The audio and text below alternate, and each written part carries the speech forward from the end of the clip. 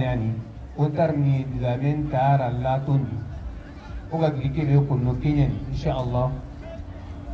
موراروني مني السيد الشريف عثمان مدان حيدر موراروني مني أنصار اليوم موراروني مني وكل مني حماري وقامنا أماري مو قيمنا كمي حماري من مغري وسكرو كيسين كتنا نا أرو لاغرا نمبر اللغهيري نايريري نتلنا لاغرا يمرا لموين كتا موراروني كي باناي أرنو كمدي السوابي ولغرا كاغرا مغبي إمام مغسر سنباغي أكيني لنو وبطل لما أوروكي إن شاء الله وامور الله معاقوني كي بكو أرنا كيني الله قلنا أنو راكي مدي السوابي أنو راني نسباتي kata tiring kana ti nugurun kula hondo Allah kan ni na utun an golli te arna ken no do bani be su ko matena te annabi horomanga solli ala rasuli e sana mi do bara ko na mi ya fadi li sigi nyogon fe ni degun sorola anga sigi ngono ko o ya fanye o te anga la nyini ala ka ya fambe ma ala kan jurumu ya fa kira kanu ko solli ala rasuli wala mi je ka fada ka kasrati ustaz ma insha Allah al-Fatiha. أعوذ بالله من الشيطان الرجيم بسم الله الرحمن الرحيم الحمد لله رب العالمين الرحمن الرحيم مالك يوم الدين إياك نعبد وإياك نستعين اهدنا الصراط المستقيم صراط الذين أنعمت عليهم غير المغضوب عليهم ولا الضالين اللهم صل على سيدنا محمد الفاتح لما أخلق والخاتم لما سبق ناصر الحق بالحق والهادي إلى صراطك المستقيم وعلى آله حق قدره ومقداره العظيم.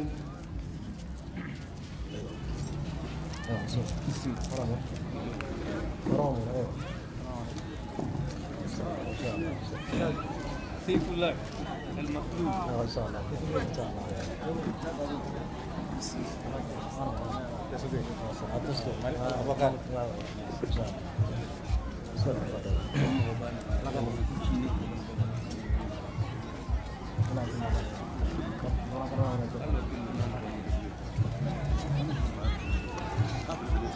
أعوذ بالله من شر الشيطان اللعين الرجيم بسم الله الرحمن الرحيم والصلاة والسلام على من لا نبي بعده سيدنا محمد وعلى آله الأطهار وصحابته الأخيار ومن والاهم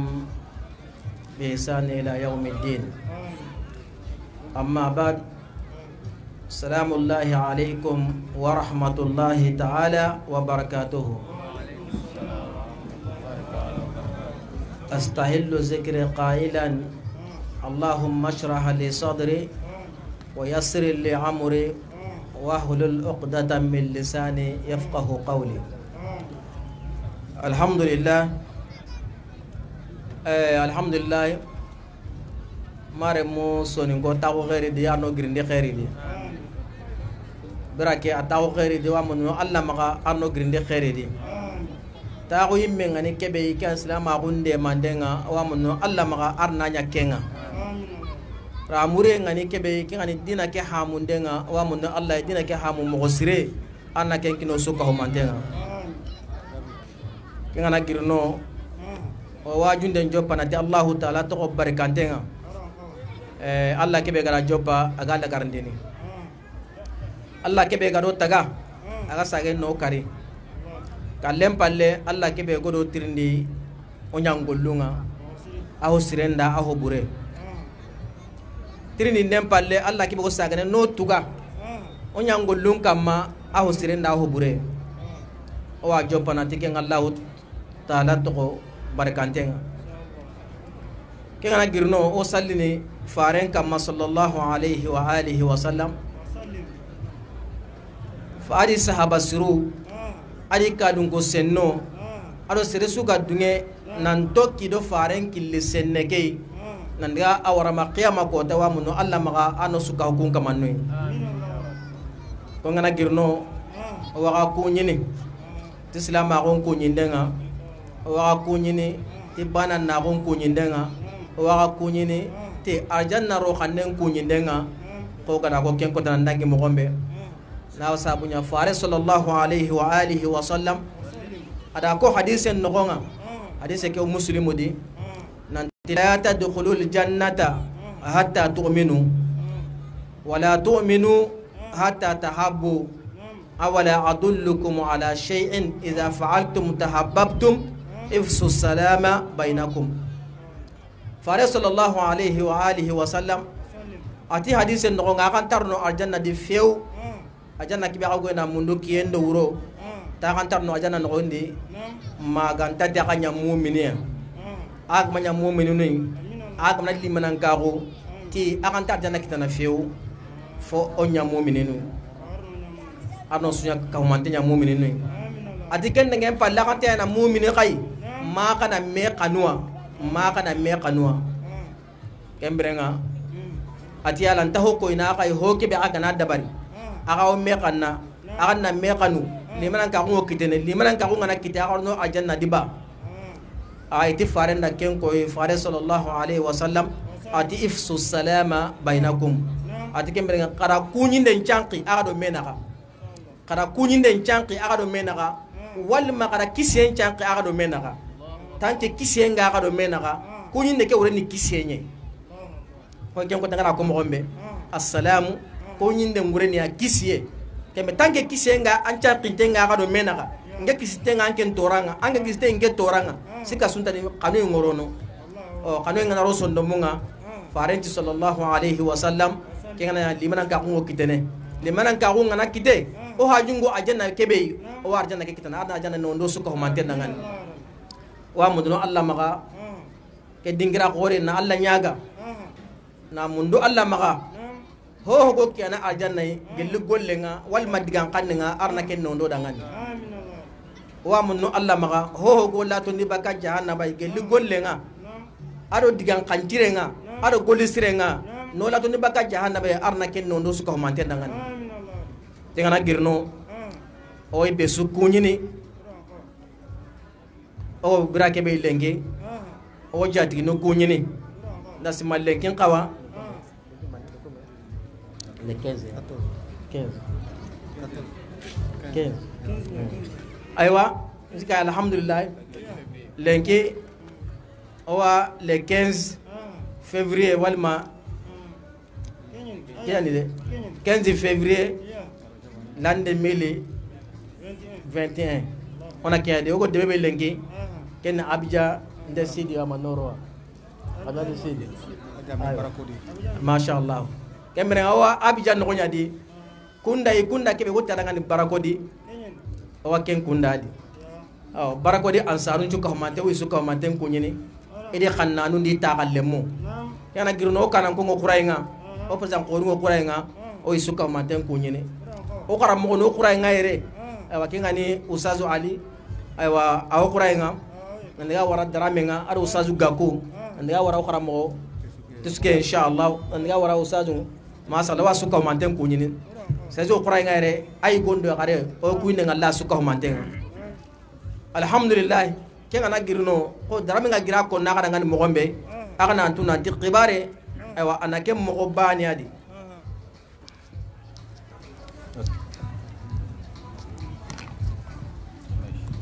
okay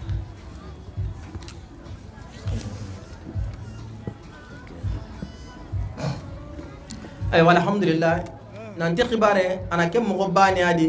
ko agara ko mo gombe ta ko imme ngani kebe ara imme ko do dangan ati ta ko imme ni mania kenne ansaruddin ni meni mania ansaruddin o tna ansaruddin ni manini kena girno ansaruddin ni me ata ko imme ni mania ata ko tenna mani kamma ara mure ni mania ana soron kilikata mania kenna nge bal islam ko nyimmeni mania yar mar mangor no ho di adu hibe gani angaro ke be danga atu sika suntali agolle mun non dangan e wa mun Allah maka hibe gorno ko ni ano nenen sabantinde akamma wona nen sabantinde akamma ken dangen palle salo bilalo wara laqen gondi on tam ngunu few mo gara kunyinde ngara o kan nemputna kunyinde ngara o khaidunga ke ngane mujaddidul akbar o khaidur ruhi ke ngane nuruddin zamzamiyi samsu sumushi ado baharu buhuri ado qaburul qumuri asayyid sarif usman madani haidara o wa kunyini gelle ke tabu dingirai na duwaw nyada na mundu Allah maga anna khair nyada ngani adi kurenchu ko mante oda o khari halai ano di tanga hara maremme maga mungu sababu nga ngana roga tabu lengi wallahi akinya sababu ni wala wa mundu Allah maga o tagu nukusu o kuinde wallahi o tagu nukusu o duwaw nyana dangan na duwaw munda maga wa mundu Allah maga arna dalando wure ana wudo saha kino dai ara mur honchu ka humante ado ku me kale chu ka humante na do la khara ana sabatondo dangan ti fare ni me horomanga ado kharmo barkenga salli ala rasul alhamdulillah kenga na girno orniro wala laqen no gondi koy tannan tinta mo siri aha oti o worni sehe salama gun kamma salama gun yimmeni mania salama gun ni mania ansaru dini nyimme manini ara mureni mania ay walhamdulillah angana ti islamagu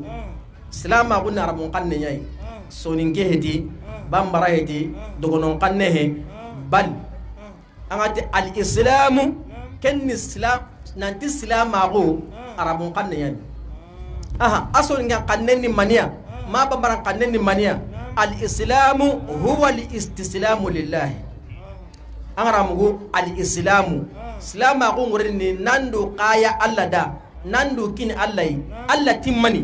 na kenda bari Allah timmani na ken to kono hada yusamma al islam be titiri kiya ngal islama ko al islamu huwa al istislamu lillah islama ko ni mania nando qaya Allah da nando kin Allah ga tikibe nandunge na dabari akata na kibe to kono na ken to kono kiya ni islama ko ora kia buga di peu na nya kita salita anga salitanya islamia islamia ko nyimme gari ti himbe islama ko nyimme ure gani kebe ora kembu gadi kembe ana islama ko peti hohoy magata dukinne al muslimuna dukinna no kuma ga so ni dukini Allah ni kanen kini Allah awti kana tin islaminu ano da nya islaminu ado da nya dukinna no Allah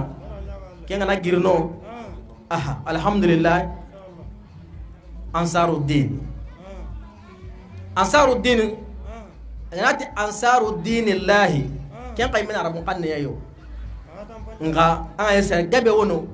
ansaru ni mega ni kebe an indatu ara mureni mania indatu kembrenga kinya sabuni to gabe ro ansaru nga nati haydaran churo kwani dina gurumba gumu kwani kian kono ti baya choro kwani Allah akbar mar manga nya tu anta ke kono anga du kapia ti baya choro kwani walma haidaran choro kwani yo lenki awrna tu ansaru nimmania ansaru la muren nimmania asro qillikata mania o qara mo sayyid sarif usman madana haidara ara muren nimmania awrni tu inshallah jamrenga odine ansar al ansaru qayme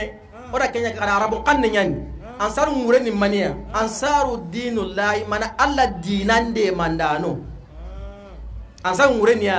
dinande mandano angati ansaru de mandano ansaru dinil alla dinande mandano kani ansaru dina kurumba hedide ay yala ansaru ngo qur'ana diba antadiya aha o dine ansaru ngo qur'ana imen no nyadi aha aw qur'ana imen ko salama ko joppe ti ansaru nyai ko nun to rek ti ansaru aw ansaru to ko ngono gelle ansaru ngamari nasa wa nabillahi isa geli nabillahi isa kiyendi nabillahi isa isoro ngara toro nanti warna kari wakati mbe aga debo aga tore agina chigi jamandi ati soro nati man ansari ila Allah qala al hawariyuna nahnu ansarullah fa amana ta'ifatu min bani israila wa kafara ta'ifa fa ayyadna allazina amanu ala aduwwihim fa asbahu zahirina asbahu zahirina ala aduwwihim aywa nabilla isa girnan cigi atewa ko ninge de mandana kata Allah ran ke dina ko ninge isa de mandana ke dina golli ban san kon ta handi hillo jamai gono goti kunda hawariyuna nu kun girnan cigi iti isa dangan nahanu ansarullah o ko ani Allah dina ke de mandano ke to na qur'ana yimma de nahanu ansarullah ke o ko ani Allah dina ke de mandano Allah tiken no ko honu kahirago honu dungen ke Allah ko be no ga duwe ni yonkin kini isai ni na buren kini isai na dina ke dema atinke ala di yida ni dema iko nunka ma alla dungeka ikati ko nukui ala di bangande ko nuku kama yalla alla gando bangando ko nunka ma salama ko arno dema ko nunka ma salama ko anna awurugi salama ko wala dinga ke ya rabbi arna sabatindi kengana girno ansaru din allah fare sallallahu alaihi wa alihi wa sallam wakati ke fare ngari agari makka aga qim makka fare ngorni abane ado ke dina li abane agari wakati mbe makan ko dikenta yalo ko magare kenta ko no ko magare ila fare toro na toro ar sobi nga dungeda bate ni toro na honu katu na honu kari magode kinye dingirai kisara ko na fare kari mea kembrenga kenda ni fare sallallahu alaihi wasallam ada wari makan ko mbara kunga bara wakati mbe fare na ya sine su soro ngori hijunga ko ni hiji kibo ko dare anga tayin gelli salama ko mbara ono sine su da hijiya halado salama ko killenga tabana sine su kahiru ni da hija de kabai fare na to indari hijinga au gilina lo kabila nun kamma ni du koya ikira la khifare nya iriti dinanga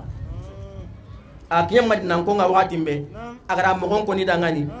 mananko kenda nyi yahudiya nungo madina nasara nungo madina ko to ka ko mananko budangani nanti alla annabi nyimmi lagare a worni bugu anda dalana agana bugu o ku yahudiya no ka pay wa kasu karniere kedi am to ki hakrenga farenga da kira wakati mananti ka la khifare nya katta soronga ila mengari di horosoro ku gona kibe ko da ko ke hetire ewa qarollo imako samai ken no kusoyi kunna laylon kini farenga sallallahu alaihi wasallam na bay anumuto na lo salama ko kiti kunga diga madina ahalle gari ken na makan ko te antaka to kono fuina kata kunya lo farenji kemure nanti farenda bugu makka tokono lika to ko madina wande mana li ho kamo kita o yonkin kita antan kita na ho kamo na wurin kita antan kita na ho kamo re muno yakun kita kentan kita na kemera bugu makka na lika to ko madina farenda kunya tokora alla imra kunya tokora ti ansaru dinillahi alla dinan de mandano hokur mahede galli fariqi wati kenni keslama ko khallenga kenda nya wono kenga na girno kunya na farende place na bugundu makka nan ciga wure na aridi madina iyonki adi na wure na dina ke dema madina ngo sega na diga makaraga na arabura suraga na lokum ma afirkire asambu kono de ansaru dinillahi wallahi to ko be ga kay to bucine hede wa to kurumba he agira kan cigide agada ko kadanya bamnu alla ma arna nyangenga anano nusuko manten dangan kembere nga farenti kunyati ansaru dinillahi ala dinande mandano ala di tiga qur'ana di ni tiga ne kembeta tigande be te wayusiruna ala anfusihim walau kana bihim qasasa ati ansaru dinu ni surai ki iwena surom pasu yimme kama haraga na tampie ngi me debo ngi me na sabunya wakati pe faringa bu makana le adi sahabanu irina wendu hoy chuwa na kinia ana akresere kinoy honu na sehe te ansarudin to wala na buren ka huma me ewa ko sa so kaso esike tike mo gemewa ana soron to kona Allah ma hamu billahi ma hamu ko sa sunya na farenta ko ni Madina ko sa sunya na farenta ko ni Madina billahi manan ko ni se mai dangan fare ni sahaba nulli ina buru ya kudu su to maka gode bane mai maka dulle ngiya me ya kamo manan ko nanya kagumu lenki anke na buru anja atende anna kina ansaru muhajir na kuno abu makka nalli fare ni sahaba no anna kini kunga anke nan kore na kira lenki ante ra katinga kunga na girno nge ko sa so nari nyakame kindi nyange din kore onta igene agri sahaba no boy kenga na girno sugubambo anke na kalenkini kyani ta gundio billahi ana akresere kinoi kembere nga faranda kunya tokorante ansaru de dinen de mandano alhamdulillah kembere oka nukube sasa wal mawo ke wakati bedi kika ni ki ansaru be sasa oka taga qurainga ere ki ansaru bi nga sabo oka taga qurainga ere kenga kite kamodi asayiri sarifu Usman Madani Haidara ari wallahi Allah gana nyake banyana Kenya araka ne maka wa wanyana de araka ne maka adanya wa wanyana billahi araka ne ma Allah imenda daka ne maka billahi nan kam manyani hinda na fe min kam ay bo kidere ay siga to law agari kibe kanne maka awanyana dabare buret dabare nta kabana hankama bure hankamanta honta kabana nyana ango kapia kahia de anga ta kapia kilenga rida indangi angana sigi kane ya langi je kote ko sene no sikanta dio grand saron kane de ara akresere kinoy agari wakati mbe surabe nuga dungeta akrinde kanenga wajundenga atengu konenga aci kusiragunga aga suro kirikata kebe kuma nuga dungena nkahai kunya likate o tonge go tagu nini tonge kibo tinaranga ni ti Haidara Demeto de wanya Haidara Demeto baninda maniko baninti basindadi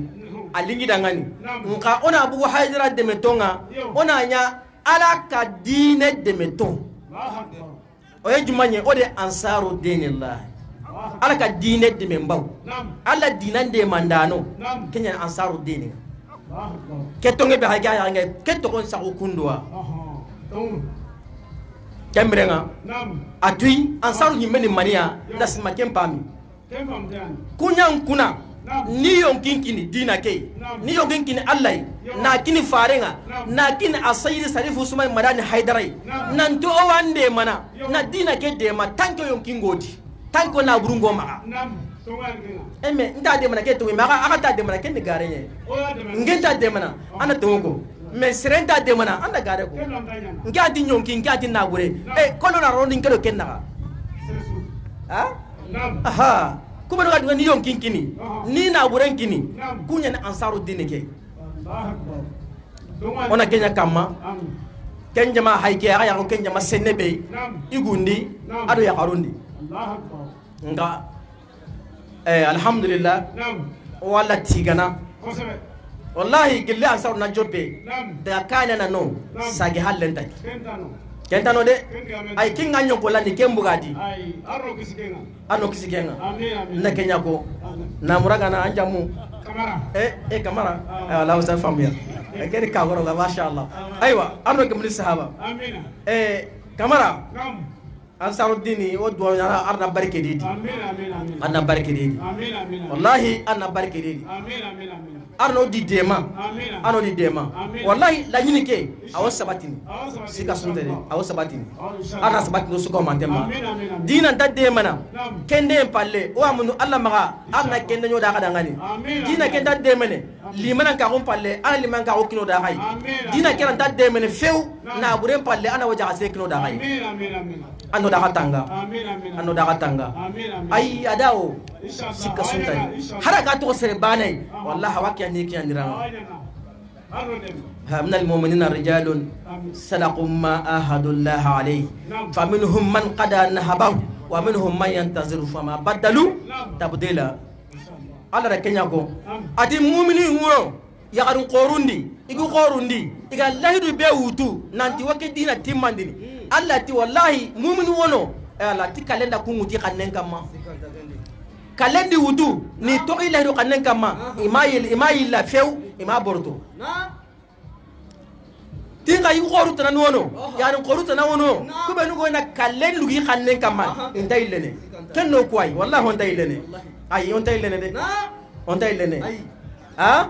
anta on taylende ken qawna ken nyana o wa nyandini mo gondi o wa golino mo gondi o sempa kenga la naqafu lawmata laimin ken ko on takanna few jaragin nana jaraginde o mala kum nana lakatunde o ma sabute nana sabutinde o ha junta kendi manya no kuibe kama ya farenga kentano o kana mo be manya no kuibe kama kuna dangani a sayyidi sarifu suma madani haidara kentano de hari wuro ke hokko nada har ko man hokko nada ma ati kasabari ado da sabara no kembe ansaru dinin fami kebe gani aha ansaru dinin la mureni mania ansaru dinin meta gunten na mani kamma o woni rokenya di inshallah kembe nga ansaru dinin ara murenga ni kebe hakra labane kiani ara mureni mania ana mani kama ora kenya go wa kono waju nesu wakati su soronna kempamu ansaru dini ansaru heti tariqa ide tariqa he daga kille he bal tonge yani tonge yake be daga kille chwe manyi nadi awatna kina ala aslu lasli sibasima ansaru yani tariqa he daga kille he daga killu ngonga me ansaru lasli nyai daga kille he ndala sin nawo kona gele fare nga atinga ata untena mane kama salama ko nyime go kebe mundunu ata unto kebe kama an saudin ta untena kenya kama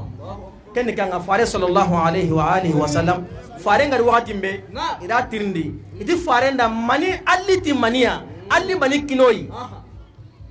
ako ta fare mati lisalle kina gai amati lisume kina gai amati lijaka kina gai bisa kan na ken ko na yahuda no sallini wasumu mais faren da mani koni dangani faren ti dangani boistu li utammima makarim al akhlaq boistu li utammima makarim al akhlaq atinge faren ki makitu hoy agata na li jikusirun timmandi ngenya ren kamma ki faru benu ga dangi ana nyimu benu ga dangi soro suru benu ga dangi ke dinadi gadi jikusire be kembono ala di kerita likinya timmandi ngenya ren kamma kema fayin mari khanne bara tauhid alla bananan ka gum ndangem palle ramune sukai jikun nan shiro jiku ha jiku ngama siro ho no maka jiku ngama siro hondo maka de kembrenga salama ku liti kenya kan jiku surangunga wa ansaru din ta hunde na kenya kama ona soro kilikata kenya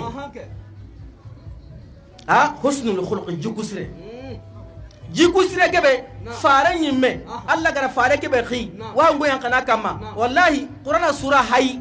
anta aya bani ngal qur'ana di nanti alla na fare ntiga ti salana nyange sumbana nyange jakka buga nyange la ati innaka la ala khuluqin azim wa innaka la ala khuluqin azim muhammadu wallahi ango jiku kama anji kun qoreni mo buru alla imanda ken ko fare na tanji kun qoreni farin be dogi jiku khore ngari farin me jiku khore ni awona soro kilikata ken jikui ken fare batano adinan soro kullu ya sere kallanoi kullu na fayanoi kullu na jinanoi ken menega ne yani wallahi billahi menega ne yani o kana menegere la gara menega ne tan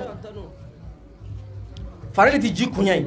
soro kilikata ken jikuai ay meni kenya kama fare sallallahu alaihi wasallam faranyi faranyi sallallahu alaihi wasallam sara bilakhir na ya makri me aji kun tire nyi ke sabu suronga dunge na dunge na ndi qifare yani na nyi fara ko makinai amanya qifare amanya nabi nyume ka hirinu ndara ngani sadiqul amin sadiqul amin muhammadun sadiqul amin maka men ko le kahir no men ka ma qil hoy mati muhammadu tengunde duntenge agani nanti farini garante amno kise walma anyi golbur nyangane agani nanti ken Allah ki fare se suma sakay ma Allah imeda jikun churondi Allah imeda jikun churondi na tuti ngoni qifara na ko kinai qifara na ko be ko kinai ke kan ke dinai se suran ta wutu jiku senga he Allah kenya ko adiki Allah watu igi qifara na ko ngala no ko be awatu de ana akresiro kino da gai kembrenga ansaru ngo soro qilli katta kebe kenni jikusira kunya jikusire wa sa meta mutena kenya kama ata mutena kenya kama wa mudu Allah maga ado jikununga arna sironi ado jikunun churoni wallahi salama ko ni jikunyai salama ko ni jikunyai salama ko ni jikunyai billahi ana akresiro kino asayidi sarifu suma madani haidara agari wakati mbe ada yantau ada yantau abane karama ko jugiri nan ka haidi atiti sallam petit salama ko kedi amana soron po ti sallam petit salama ko salit islam yayi kedi me ko soron ngande me ko no pisika dani ho to ma salle ki aga he salita an islamia ango sali nango serenkarni ango sali nanga faini ango sali nango jenini ango nambara nyana salita anga salita tan islamia asayiri sarifu suma madani haidara agari wati me ataku na islama gumpai ati ash ngekisima do kebe gari kehe ngisima kayi kebe kama wallahi kempetike nga harin ki haidara yongingo tokaya aw tokay me ngisi maro kebe gari aga kebe kama dina kera mo ngani kebe atemu wallahi nga ko ni soronga harin yongingo tokaya ati salem petit salama ko ken ko soron pakna na mo sere ngasi malenki wallahi ala wakati ni mara ken te musa ga ni kata sarifu suma malana haidara hara ko nunga konta ko wakati nyime wako duna wakati belengi kenda ko duna serenchui ti wallahi sallam petit islam agoy sallam islam agoy ana aqra serekino islam aguna sino taminya sallen tan gondi sallen tadi sumen tadi jakkan tadi hijin tan sino tammi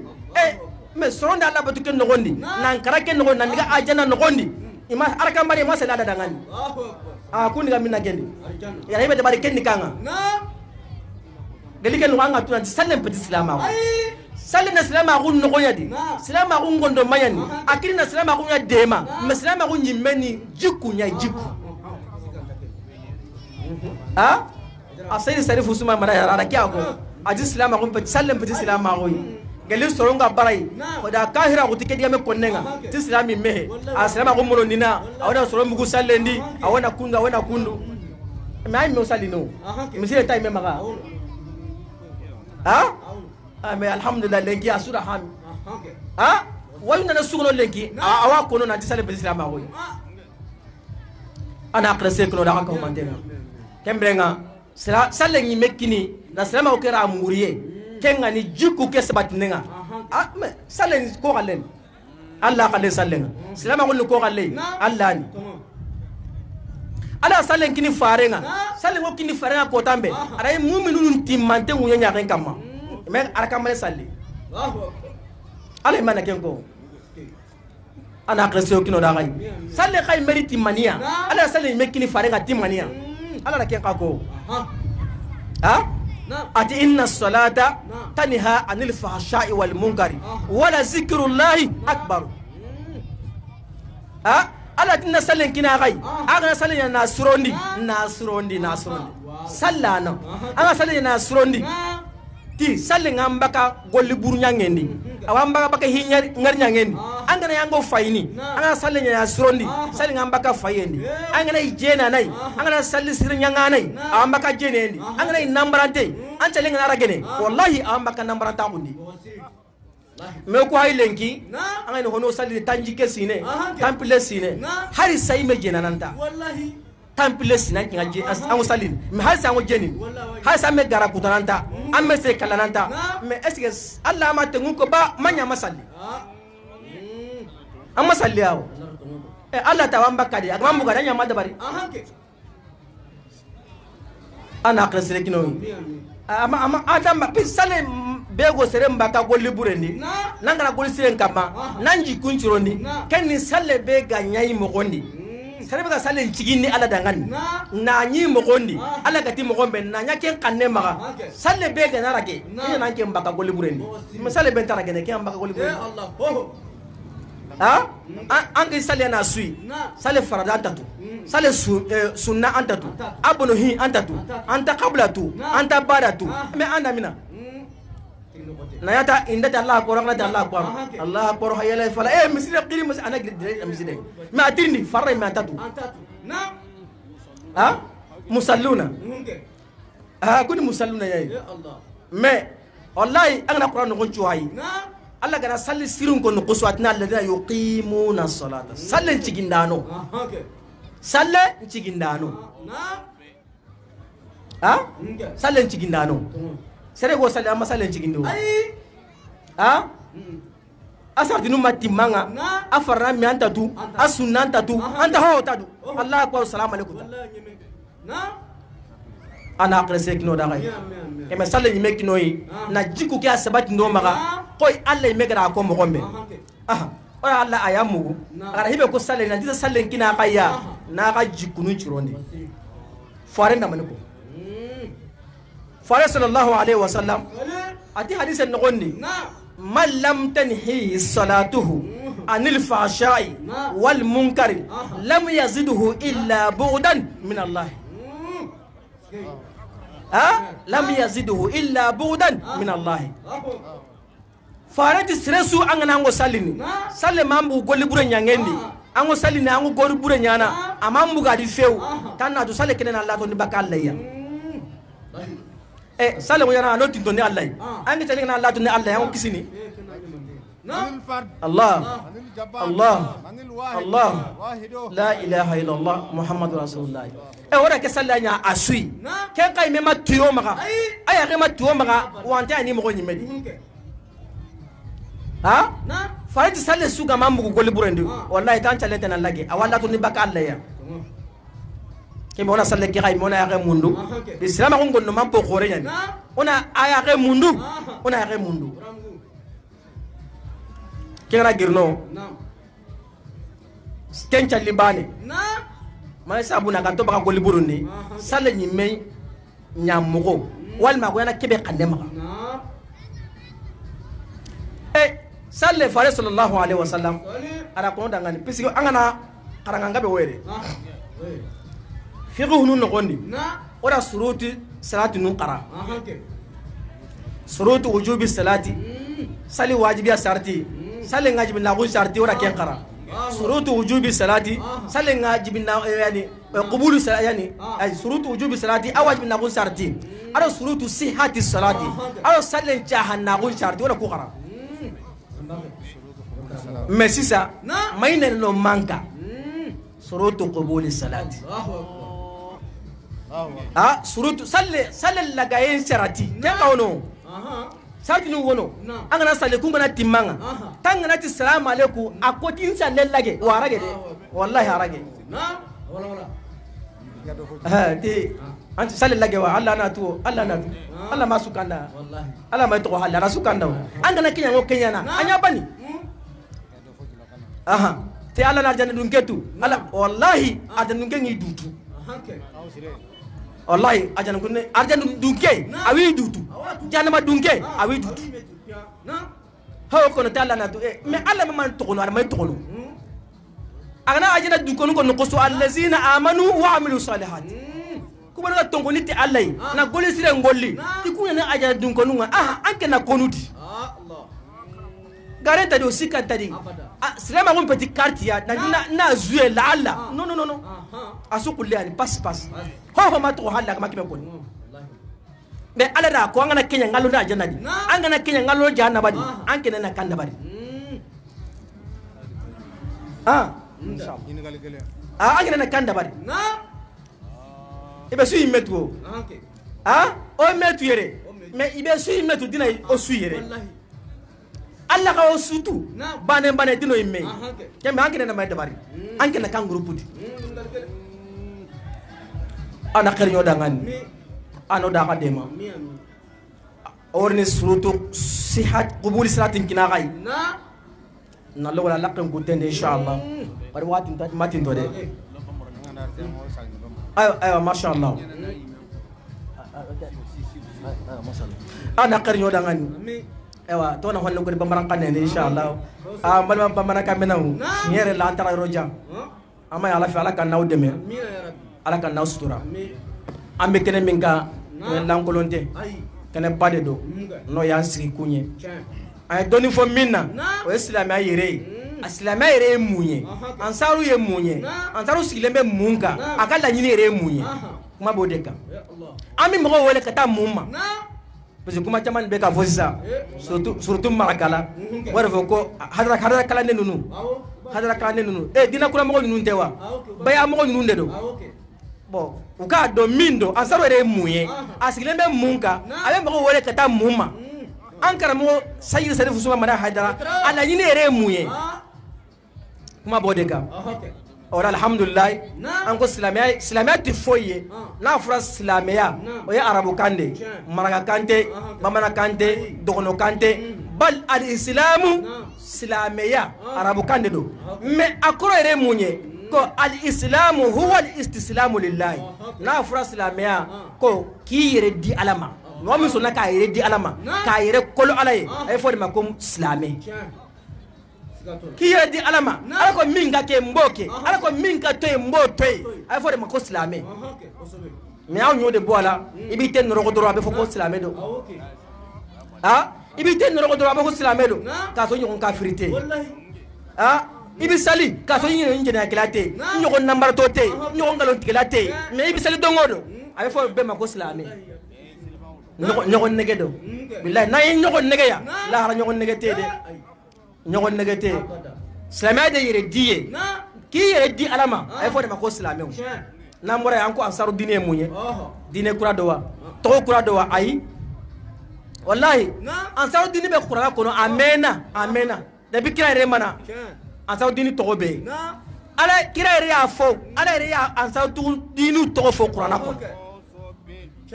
donc ansaru dine fana ko arabu kande mais akore munye ko ala ka dine de membaw ala ka dine de membaw al ansaru de membaw ansaru dine la ala ka dine de membaw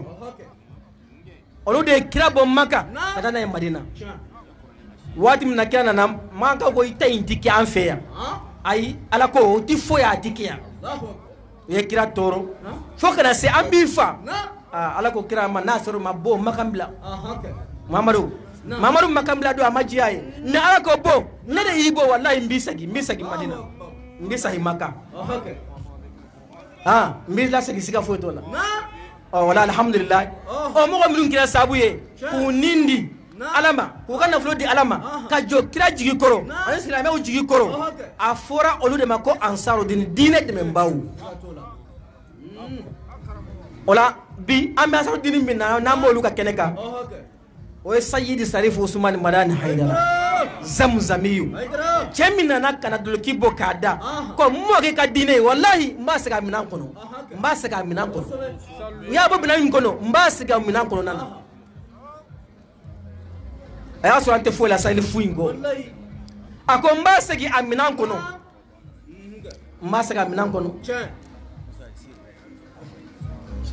wala wa ko ko zeni ana li tebe ka monde ne bo na tawra ngi su ko ko ngi magan sala zenu ka tebe sallu ala muhammad wa alihi allahumma salli ala muhammad wa alihi na wala alhamdulillah an odu de to dara ko ansaru den mamina o ko haydarama comme yi ka dolo kibo ko ibe ala ka dine deme aw nyere ya du ye min fo chiedo wa nyere be farika ni ndinai amba deme anni anan kan nafulo nga anye to sigi to mi anya to ra ko haidara ka dine adara deme to hadara ko mai a jaranye abu yanama nga neba fe ambe kaje anga to in togo da ko ala ka diine demeto o de kama kɛra ansaru diine a y'a tɔgɔ da a mɔkɛ ka tɔgɔ dalen na wala n'an bɔra yen an ko ansaru diine ka laɲini ye mun ye ansaru diine ka laɲini o de silamɛya yɛrɛ ka laɲini silamɛya yɛrɛ bɛ min ka de ansaru b'o de kan a ka laɲini ye min ye ansaru b'o de kɛ i y'a faamuya a bɛ mɔgɔ wele ka taa min ma ansaru bɛ mɔgɔ wele ka tɔgɔ de ma o ye jumɛn ye jogo diinɛ nana ni jogo de kɛra bɛna waati min na jogo tiɲɛna jogo tiɲɛnen o ye kira ɲininka ko i nana ni mun ye kira ma fɛn fila fɔ a m'a fɔ maa si ma na ni sali ye a m'a fɔ maa si ma na ni sun ye a m'a fɔ na ni jaka ye bali a ko bu'istu li utammima makarimal akhlaq ne Mamadu cira kana jogo ɲumanw de dafa dugukolo in kan donc kira nakun yɛrɛ kɛra jogo de baara tawhidillah ala kɛlɛ ban ciya kɔfɛ kira nakun ye min ye o de ka jogow ɲɛ ka jogow dilan ɲɔgɔn tɔɲɔ ka dabila ɲɔgɔn faga ka dabila ɲɔgɔn nani ka dabila ka ba ɲɔgɔn na ka dabila jɛnɛya ka dabila ngalon ka dabila suyani ka dabila an bɛɛ ka balo hɛrɛ la kira na nin de kɛmɛrɛ a fɔra de ma ko ansaru dinillah ala ka diinɛ dɛmɛbaw an b'olu de ka kɛnɛ ka yan an bɛ mɔgɔw wele ka t'o de ma an yɛrɛ sigilen b'o de kan wallahi an b'a ɲɛ ala fɛ laɲini ala ka sabati laɲini ala ka sabati ala ka hɛrɛ k'an ye wala alhamdulillah bamananw an b'a bila yan an na kari ɲɔgɔn kan ni ansaru din i t'a kun tɛ ka kɛbɛ kama a hilandi ni maniya o na sɔrɔ kili ka ta maniya ittifaqu bayna al-muslimina na silama nun kiri ono kiten kinime na lollaga bane na mugulaga bane gemme ma gemme ma ikhtilaf al mazahib hada kilunga tabana silama ko mari few wallahi no hata abada ogura silama ko to nyaro doyi oda me hata na mbarame o me kana ko ku kana ko tini kuni kafir nuwa ko tini kuni munafiqin nuwa ko tini kuni bidia gumi mais kona ku kono asuna o ku sala no maka wallahi silama gundo ke mari farenda mari silama gunda mari silama gunta tu o ko na sorom pata ata bakame mais amanya ho kanne maka matono mundie sigira mundie to mundie hasira ko anyame ke hillo makono dangano billahi hillo makono dangano ala ti qur'an gonde واعتصموا بحبل الله جميعا ولا تفرقوا واعتصموا بحبل الله جميعا ولا تفرقوا بالامر والنهي نجا وكن كوتا والله كي آية قمنا لا خرقوتا الله نتي وسلام ينترني كي آية أو قطنو دي والله قمنا قيامة كوتا الله نتي وخرمو ننترني كي آية الإمام ننترني كي آية أنت اللي قنو دي بالله واعتصموا بحبل الله أنك وكي خرنان شالين نغني أنا خرنان تفسيرين نغني أم مسيرين نغني ما أنك وسيكي من بارون كما أنك أم سلامي كو كاهر نغنو أم ومنا أم سلامي أنك كاهر يعني أم سلامي بدا كومي يعني أم سلامي أنا كندوا والله سلامي أنا كاي نمي سابوتيتا نميكا نمي بوكودينا نغني كان سلامي فارق سلامي هو هتيكي بالله فارق سلامي هو هتيكي فارق نو كماري أي kembrenga alla rakiya ko wa'tasimu qarameraga hey islam nu qarameraga bihablillah ti alla kacibanenga qaramera ti alla kacibanenga la ilaha illa allah muhammadur rasulullah qarameraga ti alla kacibanenga alquran alkarim qarameraga ti alla kacibanenga muhammadur rasulullah sallallahu alaihi wasallam alla ni banai fare ni banai quran ni banai ngokuda mina ase qur'an kurumba nyankaba faare kurumba kiyoyba me kesubu minna na mbarame o duru na mbarame na selema kula na kanu ndo maga dina kanu maga ho tinkana to kam makunu garantoye ho tinkana to kam makunu garantoye o da minna ana qresre kinoy kamre ki aya ala ti qur'an gonde qara mera ga tinkala kacibanenga بالعمر كن يا برا قد ميرغا هي قد ميرغا aramani ko kempalle wala tafarraqu kamaga hate de kamaga hate Allahu akbar islamin qara meraga kamaga hate agana kam golenki agana meraga ba agama hate ba aya kuna wala minna almaminu aya kuna wala minna qara mogonu ki aya ona wala minna ona wala minna qara meraga kamaga hate de Allah kanayf fare qalle mkhane tikay set tuwana kanne tikay ay Allah yimme kanne Qur'an gondi wa tasimu qara meraga wala tafarraqu kamaga hate ili islam me aya banendi ana hakra sekinoy wallahi islamagu arna famen kinoy salle ke bane ho wala ke ka salle ke bane he kala munda kana tu Allah kana golle billahi kembrenga ibe umun islamin maga kenno ona meraga ona mekanu ona meraga ona mekanu kali fare sallallahu alaihi wasallam amonya marti hohoy mekanu no meraga gahi wala Qur'an no gompe kadi Allah wotini fattaqullah wa aslihu zata bainakum islaminu hey qakanu Allah la ilaha ittaqullah qakanu Allah fattaqullah qakanu Allah agana gado men na kan sirondi sabe eske Qur'an ko wena kharagim eske wa karna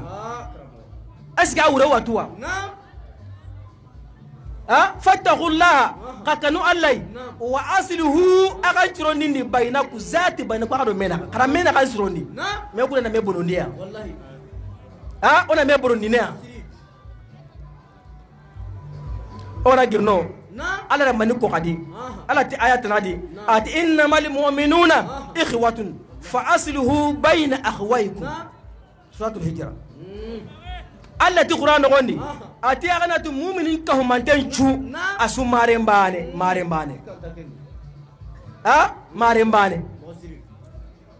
fa asluhu qasrondindi qadabarindi bayna akhwaykum aga marema ko gede kada asrondi kama guruja wallahi ne ko baramay oda guruja mare mu ngo balla mele na me wara na me guruja na mbarame na me na buru monondi kanu ko mena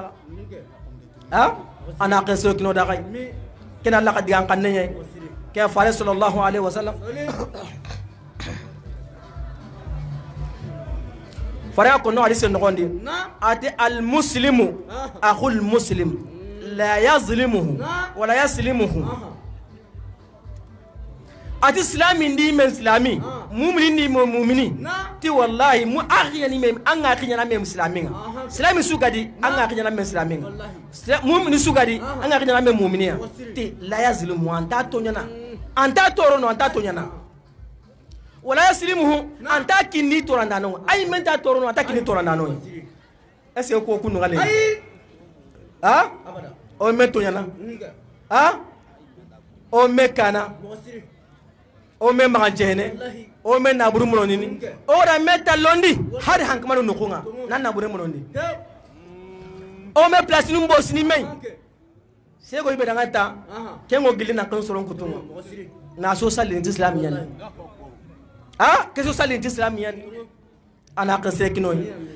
farenti ati wallahi islami adi men islami anta torono anta tonyana wa anta kini tonyanda nai tora be ko amaleke ko tora no me durun tora yani wallahi yo me durun tora yani hay ka rungo kentu wallahi ana ke karu ati takay akay mani akay me durun yani takay me durun yani allah akbar ya gu xanne akay me durun yani akay me durun yani ana agresse kino da kay fare sallallahu alaihi wasallam ara kenya ko hadisa gella garenga ati man kana fi hajati aqihi kana allah fi hajati wa man farraja an muslimin kurbatan min kurabi dunya farraja allah anhu kurbatan min kurabi yawm al-qiyamah farenti ati sirami su an gana giri nantere nangolli an men sirami yugo hajun tugandendi nangiri nan amme sirami yugo amasaha nangiri ko kenene mo gombe haji go ne nangiri na kenna bada dangani hankama pia na kama sewan ken dangani nangiri na de makenga ayi sesu gani me sirami pajun da bar dunati ti wallahi an gai wakati mbe atu allah kawna ke kalenda bari seresu angana kol ewa ho kote gini baka silame kama dunadi duna ho kote tambu kote go way anda to awai senta dangani anda tuga Allah wal manke yima tambonai senta dangani haraga nan ngaraw ya gunu aga nan ngarang mawalsu anta ka walli aw mukanga angana kenture agriban ni go lere Allah sabab na jana kita ne ni go lere ay gon kemilo manana nga nyampadi Allahu akbar nyampadi ha kengo lingu la ngani mogombe awali una alla radina kenga billahi kengo baraje be kinanga an kamesine sallenta ken kinanga billahi na hokoti gara kamata ngi ampadi na wari kasata bongade senta ngani keraka nan digatu akonta kena ona anchorono ona anchorono wali mona nyagundi jamani ko ni ngara wari kitamu yana yo arini aba kasai mabu magano kuna didina ujine tambori yao ari lenga atari korete ili Allahu akbar na me waiba ogolle ne kiyai ken silama ko ana akra sekno da kai ano da ka dema ano da ka tanga kembrenga fare sallallahu alaihi wasallam ara kenya ko dangan ate al mu'minu lil mu'mini kal bunyan yasuddu ba'duhum ba'dan ate islami ni men tilami mu'mini ni men mu'mini salani ni men sallana siye ta ago tagaybane ana tagayin cikindi tagaybane ana bi na tawro ke tagay sa ango sagina halle selama ona ko ke mo bane anga de katinke na tango islami gora kata anga anta kilektana anga de kata ankenga na te awin kera kata wala ba nimulo nan ngari amma kilekta islami ndi men islami Allahumma salli ala Muhammad wa alihi wasallam sallu ala Muhammad wa ali Muhammad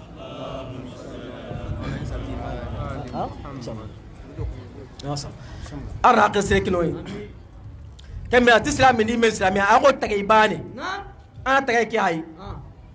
birgim bane tariyo dore mbane he dore ngadi sima ngadi jingadi kunyan kama mena meraga islam na kwa meraga na ko tagay mogonya an hakra sekinoy wallahi qada ha muslima ko banna no hata kera girno o woni kebe sago ken kama salle kebe ko da qubul salati to na timmandi tikenga ollo taw ganendi ana hakra sekinoy ora ko noti salle suruti sihatinu ora khara suruti ujubinu ora khara nga suruti qubulin kha salle ni mera ga yen chardinu sarti o kenga ba sarti be gana timme sarti nu wono wa kubenu gana timmanga anga sali nan dugute anga ji salamu alaikum tin challe lage arage wa arage de wallahi arage sabe Allah mpindo ho taban ala tinke gana tinti la yubaddalu alqawlu ladayya wa ma ana bizallami lil abid ngela gana tinti nda ko anta ilene anta chanchene me manna kedi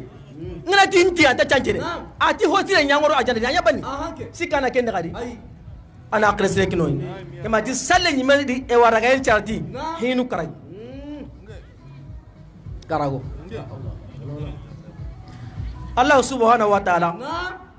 akono dangan hadis al-qudsi ngon ati inna ma ataqabbalu as-salata mimman tawadda'a biha li'azamati wa lam yastatil ala khalqi wa lam yabit musirran ala ma'siyati wa qata naharahu fi zikri wa rahima al-masakin wa al-almira ku karagian atin kala na sira salela gene ko salela gene kala maga ala da safi ala pinda ke gonti kerche ba chabe ato karti he nanti na zuye la alla jina mura ko teo tombola te wala tombola dire diga zuye la alla peteti billahi peteti ta lampindi qurana suko angana nya nan tukana bani anga manyaka anga o na ngollo be so ngolli ho sinya ngana ho buru nyanga na o su golli ne wallahi anga na kebe nyari atubele tikenye anta harakino ay kembe alati hadisu qudsi nogondi ati inna ma ataqabbalu sat anna tunki ala na sira salela gana serebe aga salle nyanki ala daron taun kannemra na salle ni du ma yankani ngala daron taun kannemra amma sali ya nantina ko amma ya soron na wari indin islamiya ngama sali ngana kara soron ta salininga kesu kawo ti sallanai ngawara misire ngawti woti ni kahirnya ngawara ya so soron ngo ballinga ngama sali sirenti nyati ko nganta igande kitara no kesu wadi ngego tadira be ngama sali ay ko ni wi katana anti ngande gana ngama sali ko ni tamana ngo kitana yo kesu wadi hono sali pour que namana ko kita hono sali pour que nan daro tawo ko kita hono sali pour que na sidira ko kita kesu wadi hono ko sali lillahi allah ma jati ndanga no nyakunga ati ina sira salle gana sebe ga sallenya ni du mbayan kanin kyala daro tawo ndangani kenna ho nan ahilandi sebe ga nan chalire anyi wala yastatil ala khalqi anyi anta ni kete honun toro de subhanallah nya sira salere gane serbe kan tin ko mon torono serbe kan tin tege honun torono ese ko metoro ta metoro no to ngundana challe wara gane takallemu kanun no gona wena metoro sakanu no metoro no o garu sakame o me mbaga sene o me bugani mangasa no ngoni o me bugani tabali nun kama o me bugani har kanun no ngoni ati ina sira saler kana hibe kama itage honun tonya to yonguna nan salen taragene haranga na almami nyai kenna ilandinga asikandi wala mu yabit musirran ala ma'siyati anke mega salji sire ngutu na bazelondi na lisiki tawot ni Allahu akbar Quran prente tawa Allah kutade anyi an prente ti na tingina du salle ke ngura Allah kuta Allahu akbar sago ke ga sali ari hoge be gono arande be go kendo sunguru mandaka wallahi 29 na me dore walma ngana sali hanan challi nani awan no gonni ngana buye iko ke goni ngoda katte ngoda nambara ngoda fay ngoda gare go kuta danga Allah ta masalli ay masalli de ango sali wakati mbe ti anyi an prente na tawrin ke Allah kuta kengo ni mania agana yango sali na Allahu akbar anke prente ni mani ti ngoda Allah kuta ngoda jeni arre mu ngaka do menaka kenga no menaka sali na ti Allahu akbar amma hoko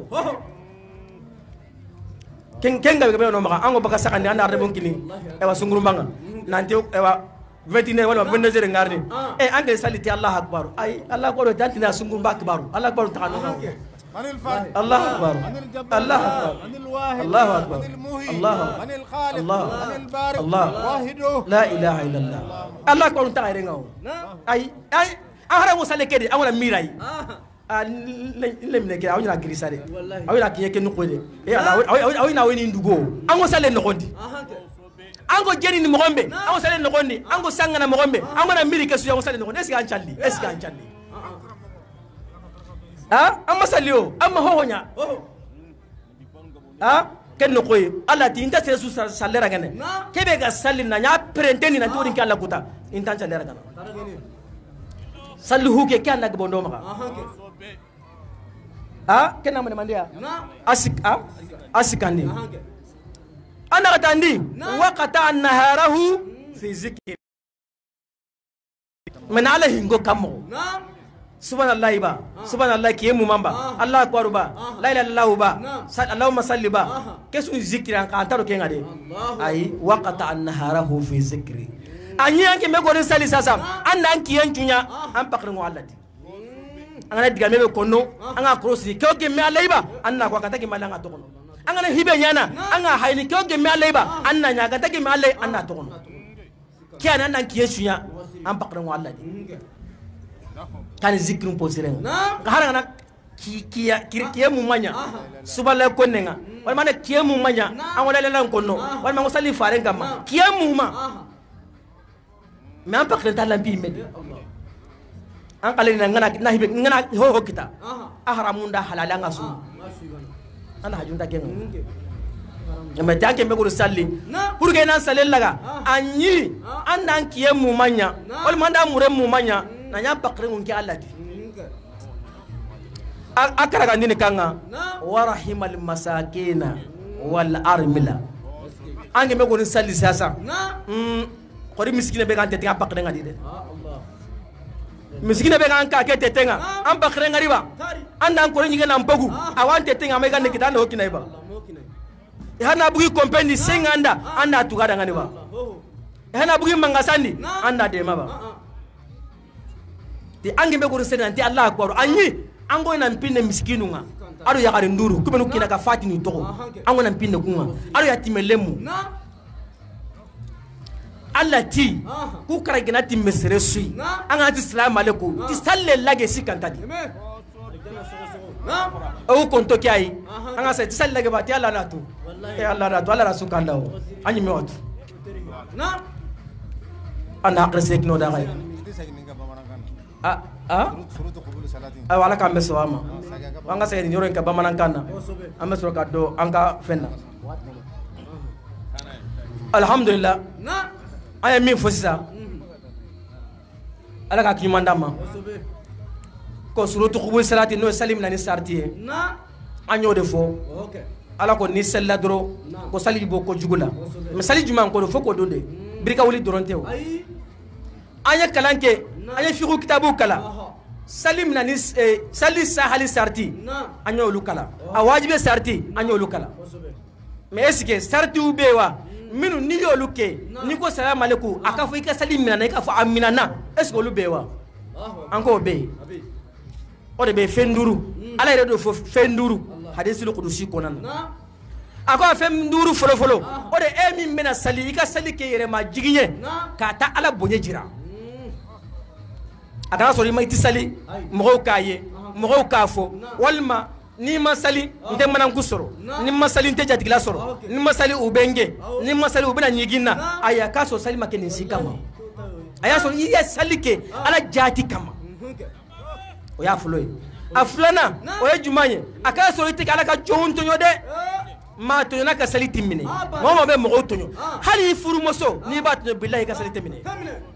hali furu che ni bi ka furu che tonyo billahi ka sali ala tama ko taala atamine toni kala ka sali timine o ya fulana aja toni na kusobe wallahi mo chambe finga u yenda balide u yenketa mami da balide ire di ire kunda bali ete fula tonyo niko femi mane soro ire kasigi noy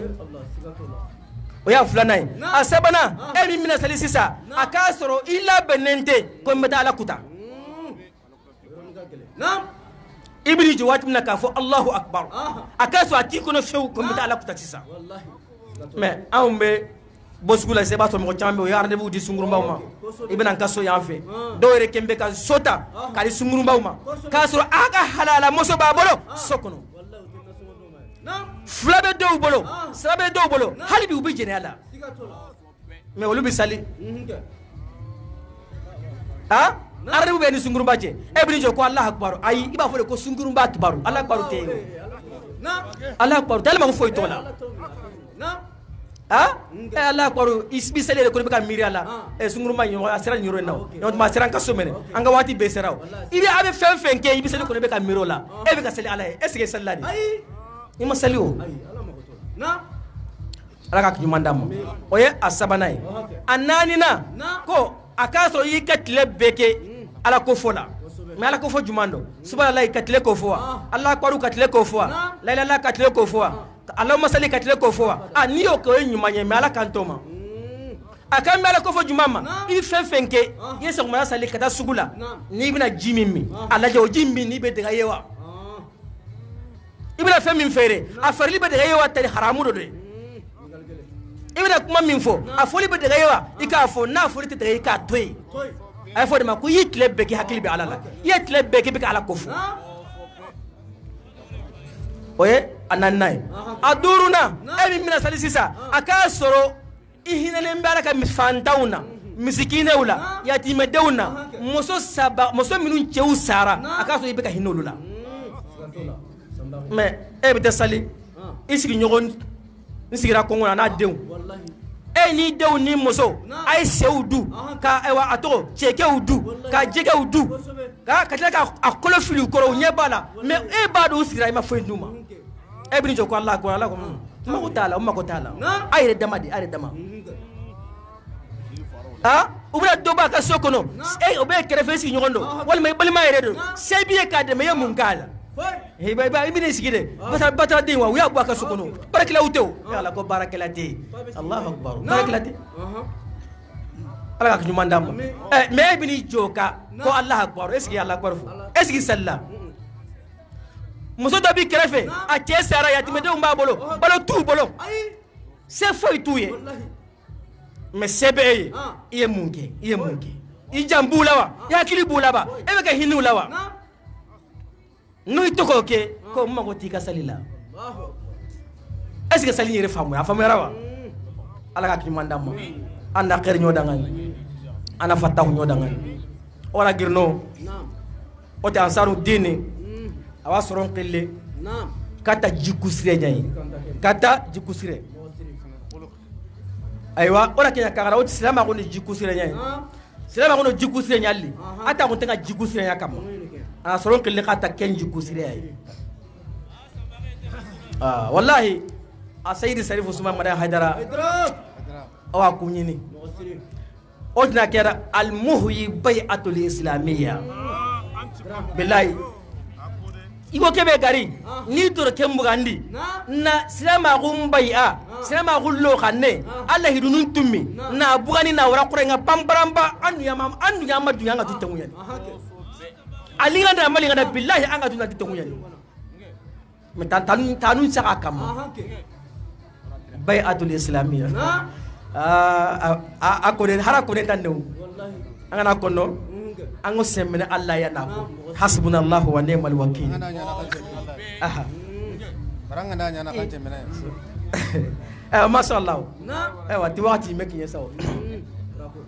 bai'atul islamiyya salama gumbaya oya soron khilikata kay ya garun na yugo surtout lembunu wallahi lemunu ala kagira kan cigi dina kina ga maga oya kan na ga yaqumane khirsuku hewo billahi kare baya ngutu kana hadu mundu kare baya ngutu baya ala ti qur'an ngondi ya ayuhan nabiyyu idza ja'aka lil mu'minati yubayinaka ala alla yushrikna billahi shay'an wala yasriqna wala yazinina wala yaqtilna awladahunna wala ya'tina bi buhtanin taftarinahu bayna aydiyahunna wa ajluhunna ولا يأسونك في معروف فبايئهن واستغفر لهن الله إن الله غفور رحيم نقرأ النسيه أي كلمة منتا سبب قرآن يروي من فوي مانشاناي آيات كمان ده بقرآن كونه أم بكلمة تفلو على كو قرآن كونه أكو محمد ما نمؤمن مسونا نيما لا تفسير كونه لاجي تفسيره بافو ni aya mijigi wati mina o ya so trabe ka di choma de bi islam ya damine adira choma de bi kema bom maka kata marina ay bay adi choma maka ngono abida lubambolo kila ka sahaba site mi mabayata imma ko fenfen ka bayaro la namba jirila ay atidiko mo qur'ana de do ni ne ko ni benka so o ne ka so me qur'ana abi bebolo awe be sumaka qur'ana awe be sumaka ngati ke inkara kan nge kara dum pinga me qur'ana awe be sumaka surat mumtahina alati fare nangani mumini yagarum parni woni rodinandi iganari fare bay ankiniya laydu nukutu makiniya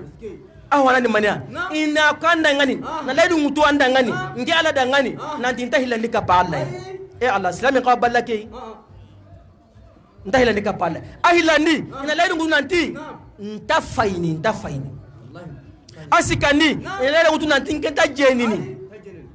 ana katandi na laydu ngutu nanti ntille menkali wala manta sere karni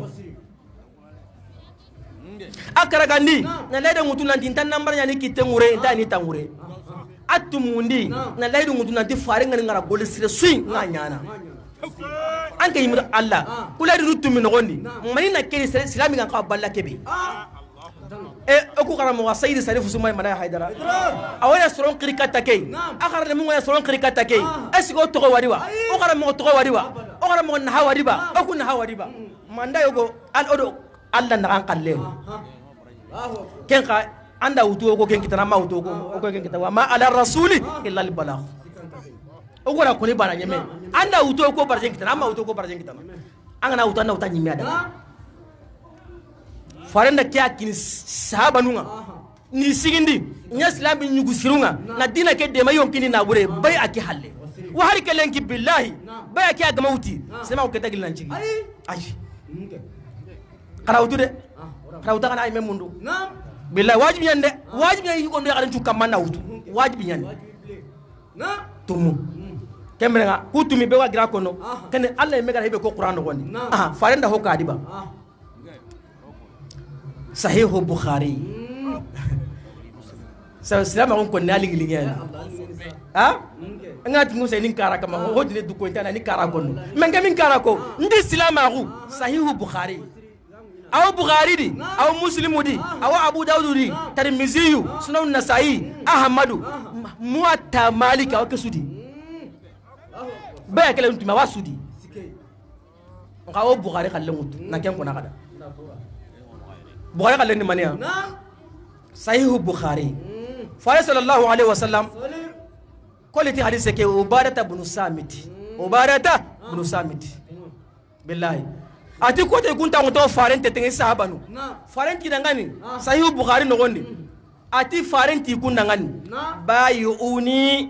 ala alla tushriku billahi shay'an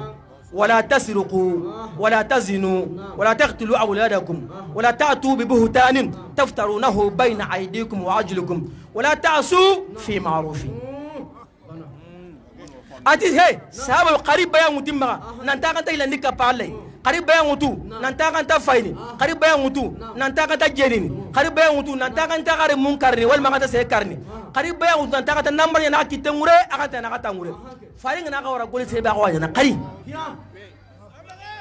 وبرد بن سامي تدمني أتي فبايا أناه فبايا فبايا أناه على ذلك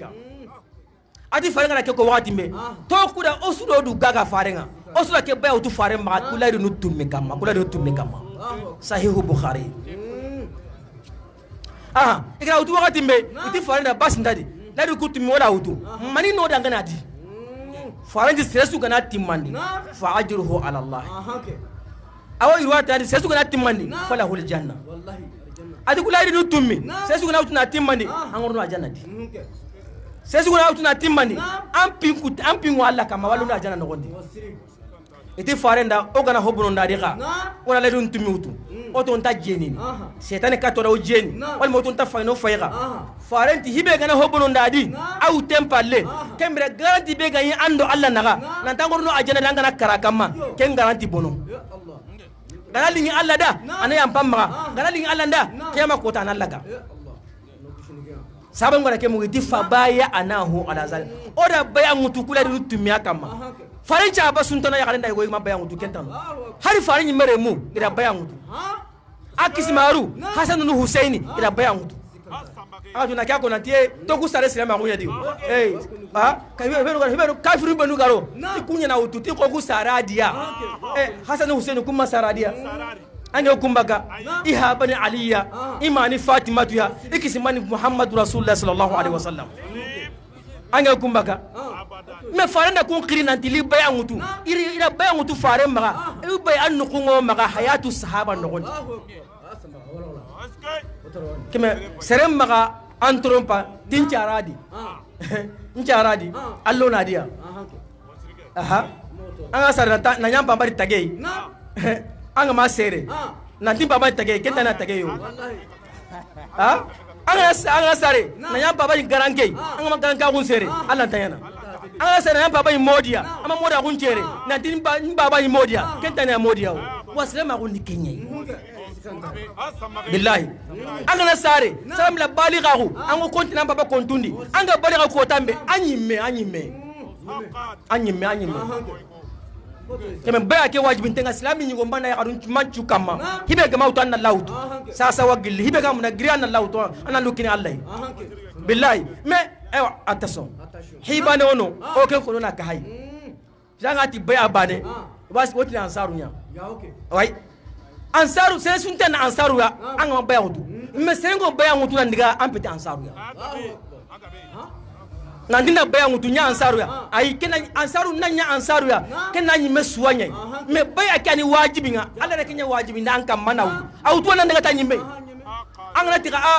a ku ni jamai aka huma me nan ta Allah dina ke de mana aka yonkin da aka na bure ngau ka pakai bismillah ke karo kan ngono li bismillah a ken ga dalinganda hibe ga wajibi an kamare ken ni baya ke utanya lautu ana daga tanyi me kemera leren kinye baya gumu kagiri igundo ya karu kagira kan baya ngutu de wallahi kada kadu mundu Allah ke qur'an di alaikum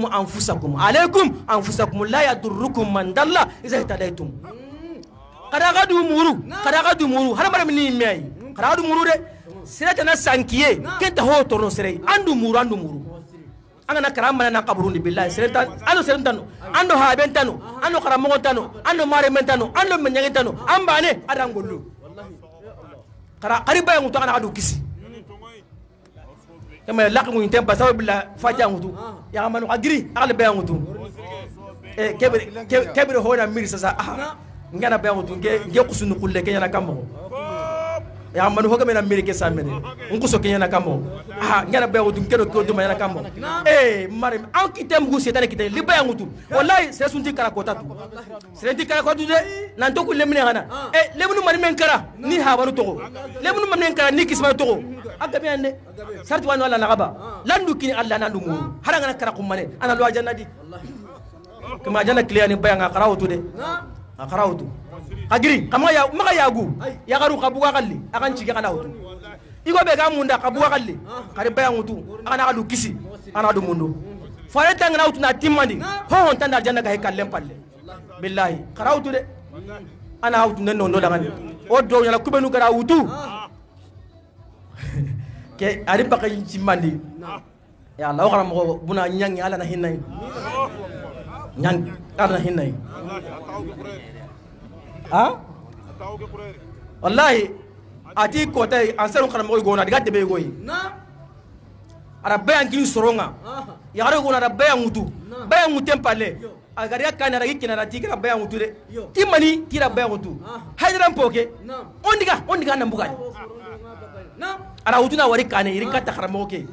tori ngari anya na bayan kin kiya kenga ba anya na kinai awa abuga kaninga oli anda abuga kaninga sasa ya tike kenan no basu dadi katako ti arena da salji mutu ati tako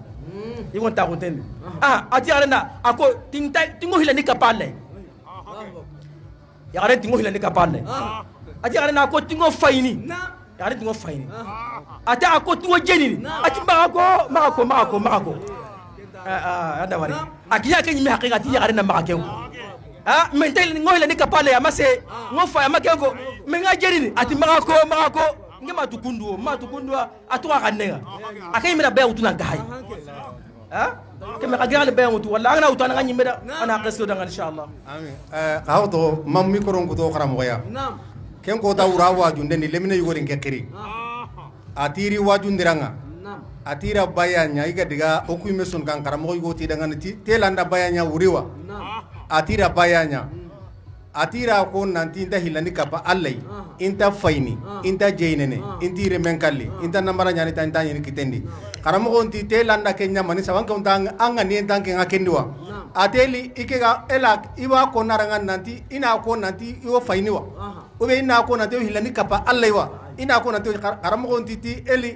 ai dangani ni ti angara ko tasuro karamo ko njabu ni dangani ke bana makata tini nanti sagari nantango hilani kapa allai bango hainango jeinen kemrenga silaminu qaribayanya demseni ndo de yafo do na karamo ke ire ka wajuli keneka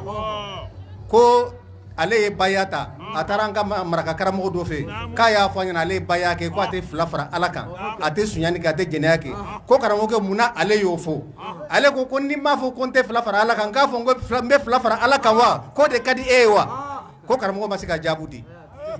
ako mba nga fo ngo mbe sunyani ke wa ko karamo masika jabudi kwa ko nkafu mbejene yake wa ko karamo masika jabude kwa ko kuma na konto ko karamo ko kutumbangania kwa ko ngania ko tala ni bake de ko yala te qur'ana ko no ka ko ka be qur'ana ko noti abana dalubana ola ambe bisu na wole ko barakodi su barakodi wuro magasire sambage wallahi min fora bɛɛ y'a mɛn silamɛya la mɔgɔ min sɔnna o i ye somɔgɔ sama sɔrɔ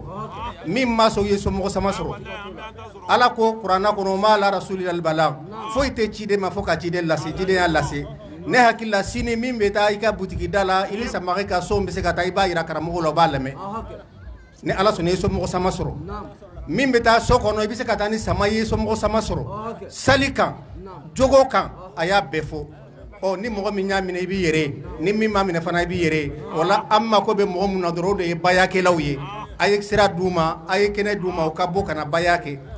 sini ni mɔgɔ min ko a ma sɔn samakɛ bɛ ne gaku fɛ yan nɔ a bɛ yan ni ala sɔnna a tɛ ko bɛ a bɛ bila jeliba bɛ bila i ɲɛ an bɛ taga i bɛ na n'i ka kuranna ye n'ala sɔnna dalilu bɛ jɔ i kan baya dalilu maraka parce que an ka marakaw de b'a saboter yan nɔ an ka marakaw de b'a fɔ ko walima ko dalilu t'a la de a don se a dalilu bɛ kuranna kɔnɔ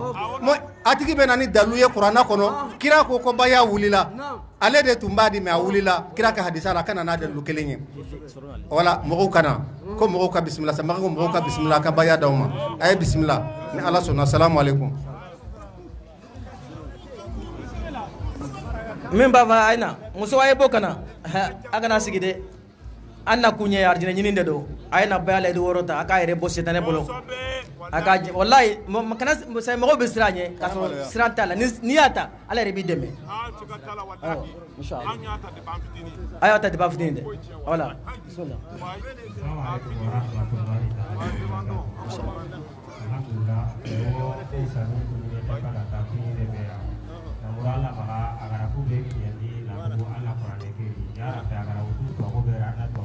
Amin.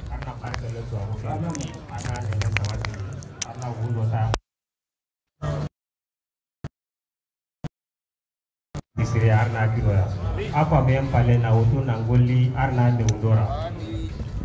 Wala kendange serjabera dua umundo maga. Keren-keren o hawa samba kuluwali. Vraiment utugaria carte kina na invité aratara ta ko korenya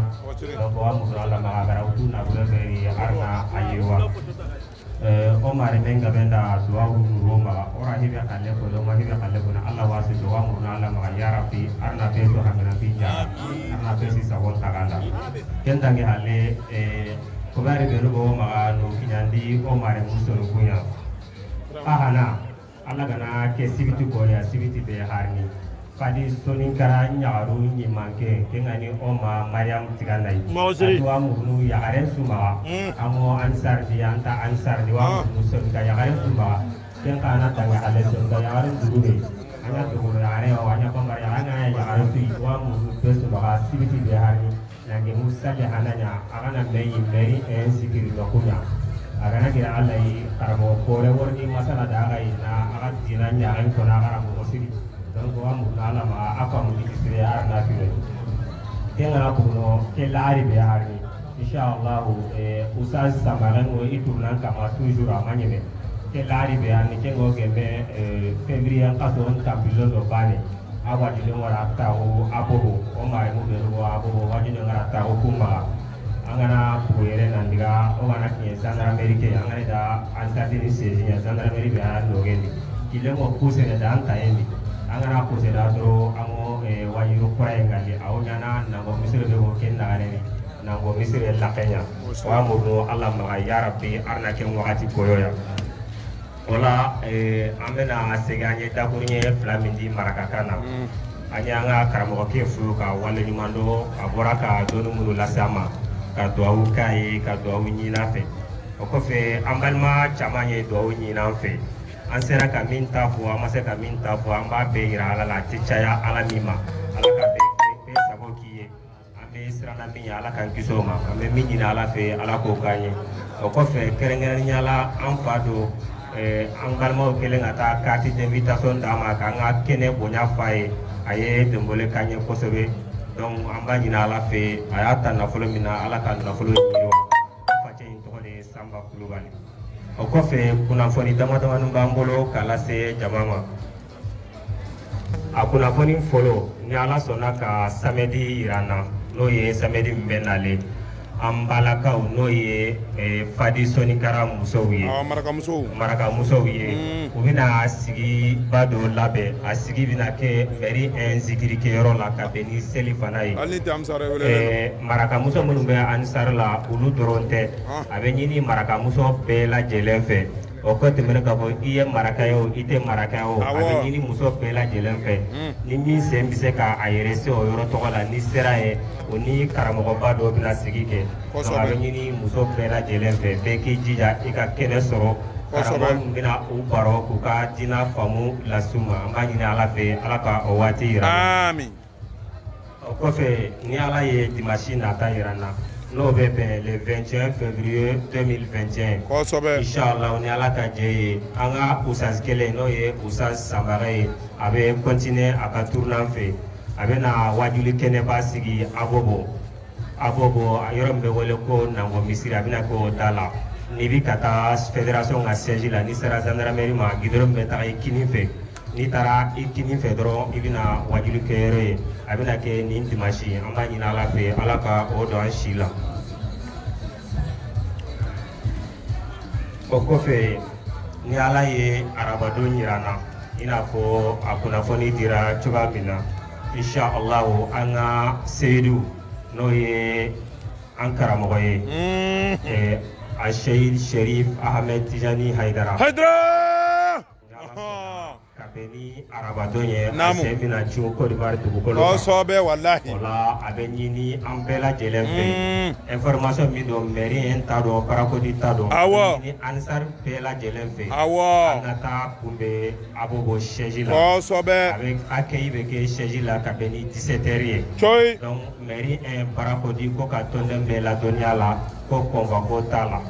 donc ni min sen sera k'i lase alhamdulillah donc a bɛ ɲini ka gɛlɛya an ka jija an ka se yen fana 17h an bɛ taa Sherif Ahmed Tijani Haidara kunbɛn abobo siège la belebele de an bɛ taa kunbɛn wallahi an bɛ taa hali ni sira tɛ an bɛ taa n'o bɔra yen ni ala ye tarata yira n na n'o ye tarata nata ye barakodi dɔgɔnɔw a ka réunion bɛ yen a bɛ kɛ barakodi 16 la yan nɔ 19h wagati inshallah tarata nata barakodi dɔgɔnɔw a ka réunion bɛ yen a bɛ kɛ barakodi 16 la 19h o kɔfɛ jeudi nata n'o ye lamisa nata ye sécurité organisation ka signana zikiri bɛ yen a bɛna kɛ barakodi 16 la yan nɔ ko a bɛ ɲini sécurité organisation bɛɛ lajɛlen fɛ jɛma kɛ mɔgɔ si ko bɛɛ k'i jija i ka kɛnɛ sɔrɔ wa ni mɔgɔ min fana y'i yɛrɛ sɔrɔ i ye sécurité o i ye organisation n'i tɛ nin se fana a kanulen dɔn ni temps b'i bolo i ka n'u dɛmɛ u ka zikiri la an b'a ɲini ala fɛ ala ka jeudi nata yira amin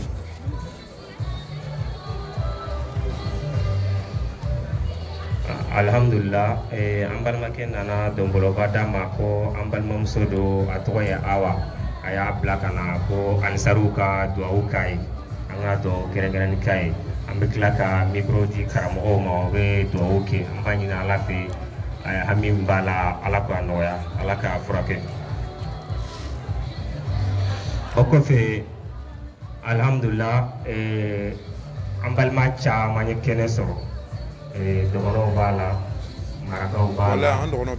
bamananw b'a la siya wɛrɛ caman b'a la an b'u fo dan tɛ foli min na kɛrɛnkɛrɛnnenya la an fa b'a nɔfɛ yan n'o ye semisɛl ajango ye an b'a fo ka waleɲuman dɔn dan tɛ foli min na wala n'o bɔra yen an balima minnu yɛrɛ kɛra an bisimilabaga ye kɛnɛ kan n'o ye sous-section barakodi président n'a ka bureau an b'u fɔ dan tɛ foli min na o foli la an bɛna micro kalifa an ka barakodi sous-section président ba ma n'o ye Ibrahim Gindo ye Gindo kɔni tɛ kuma bɛɛ b'o dɔn a fɔ Sisoko kuma b'a bolo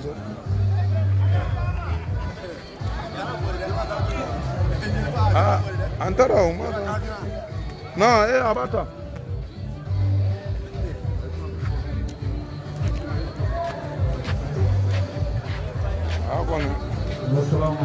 ino ka kuma sa problème de bɛ sa an ma sera hɛrɛ la cogo min na ala k'aw bɛɛ lajɛlen ɲuman sɛgɛn ka se aw bɔyɔrɔ la ten baasi o baasi kana an sɔrɔ an nana hɛrɛ la cogo min na ala k'an ɲuman sɛgɛn bon an bɛ karamɔgɔcɛ fana fo k'a barika da vraiment ne yɛrɛ kelen bɛ yɔrɔ min na nisɔndiyalenba de kosɛbɛ wallahi ne yɛrɛ baya kɛ cɛ min bolo Brazzaville kɔnɔ ale de sigilen filɛ Allahu akbar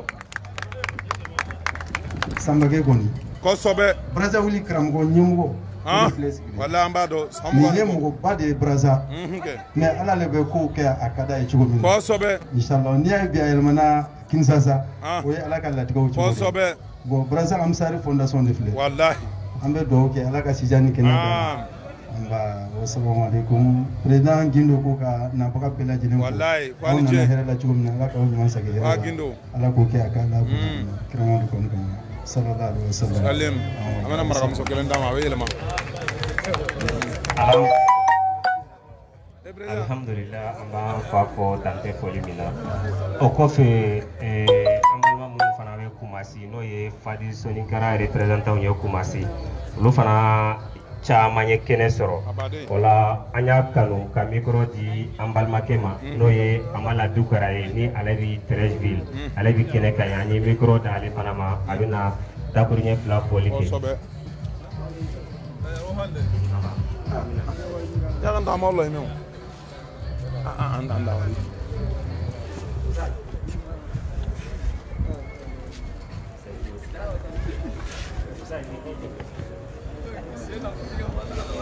Ang siya no. Ang koto basu maka. Ang koto basu. Agilio, nga siya yung koto basu ama. Ang filme na direct niya. أعوذ بالله من الشيطان الرجيم بسم الله الرحمن الرحيم السلام عليكم ورحمة الله وعليكم السلام وتعالى خير الآن ودين خير الآن وأقرأ مغرون كويس إن شاء الله إذا تعاون مكون نقول يا رب أنا بركان وأنت موسى وترى كين عسى سكس عثمان بدنا حيدرا لا وكذا خير لا تنعم معنا كنورا يا رب أكثر متحنكار وكلارنا نورا يا رب أوكي نو كذي جماعة إن شاء الله أنا رمي عمل بكرة إن شاء الله كون سينا فوتوغراف السلام عليكم ورحمة الله إن شاء الله بكرة الحمد لله أمبل ما كبوكا ولا نمدو دانتي فولي منا أو كوفي أمبل ما دغنو تشا ما يكنسو ولا دغنو بلا جلن تولا أني مري كرامو بوندا بلا جلن تولا anga conseiller religieux section mairie un conseiller religieux no e Sayyidullahi Abubakar Tesigi Maragado Chesuge wai awo bamuru dafla koni korop o yeredo alaikum salam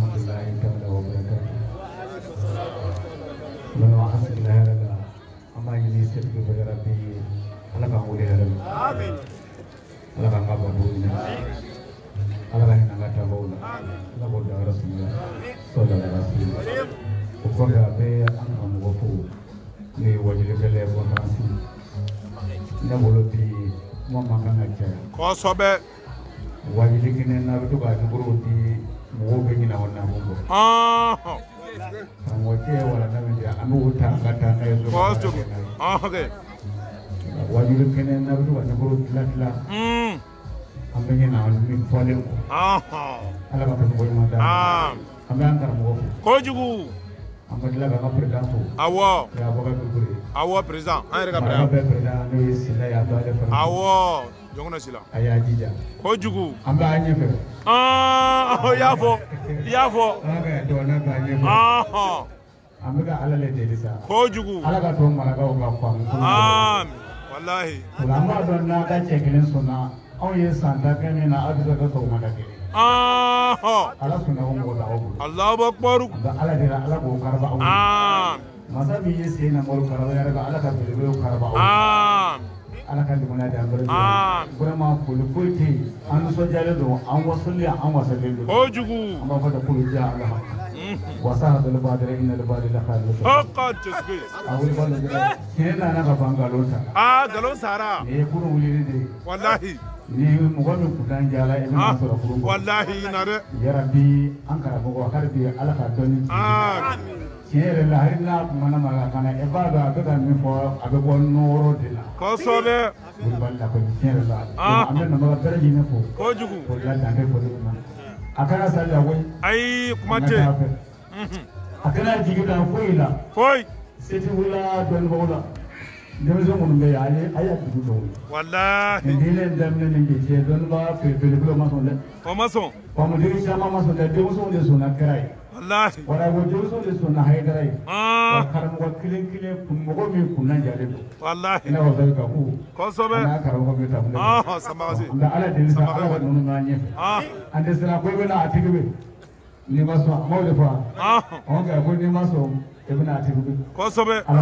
wallahi vraiment be bere jine fo ce fo muso ko jugu ene yere fara tukunu baya ya ta ya da ko sobe sira fo ti nge mo kisi foy ni sira ndo on go ni a kelempe ne wode do ala ka talu no ala ka talu no sallallahu alaihi salim chesuge wallahi chesuge ane merien de usas fo ta merien la hakli ye jole hakli an soro antunganga ko nga micro di ambama no ye délégué féminin mina micro da ma be da kunya fla ko ni no ye madame Doucouré Mariam Tigana ale le marakaw ka muso bi la jele ni mo ko sobege wallahi ambe badu ya inde misala ay voilà.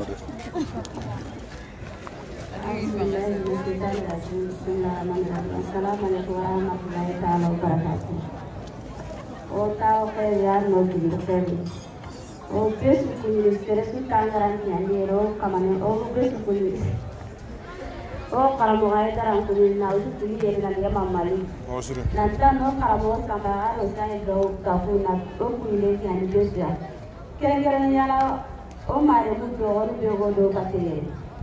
gidala ko ni la ni la go de kin kalea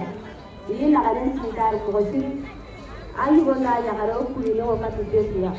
allu ra na taro ma anna bi ya sidi ku de na ya rabbi ke ma ya ta gare ya ke o dengi jama de ha bwa mu na la ma abo ka kale jama na go na ko na bure ga ku ko ya na par ta ra ka de na u ka ha yo na ni no dangi do go ni ya rabbi Amin. Aha. Assalamualaikum. Ningo ni mena. Osai mani me. Alhamdulillah, ambe amba po dante politika. Ani na la pe ka jo ala ta. Ana Ibrahim mani me. Ai do awlege. Ai do awlege. No ye ajame. Mara me do awlege Ibrahim. Kene kaya. Nganye mo ba no ye adaman klemaye na libro dama ale takunye na politika. Awo. President adama koni an yɛrɛ burange siɲɛ fila an burange do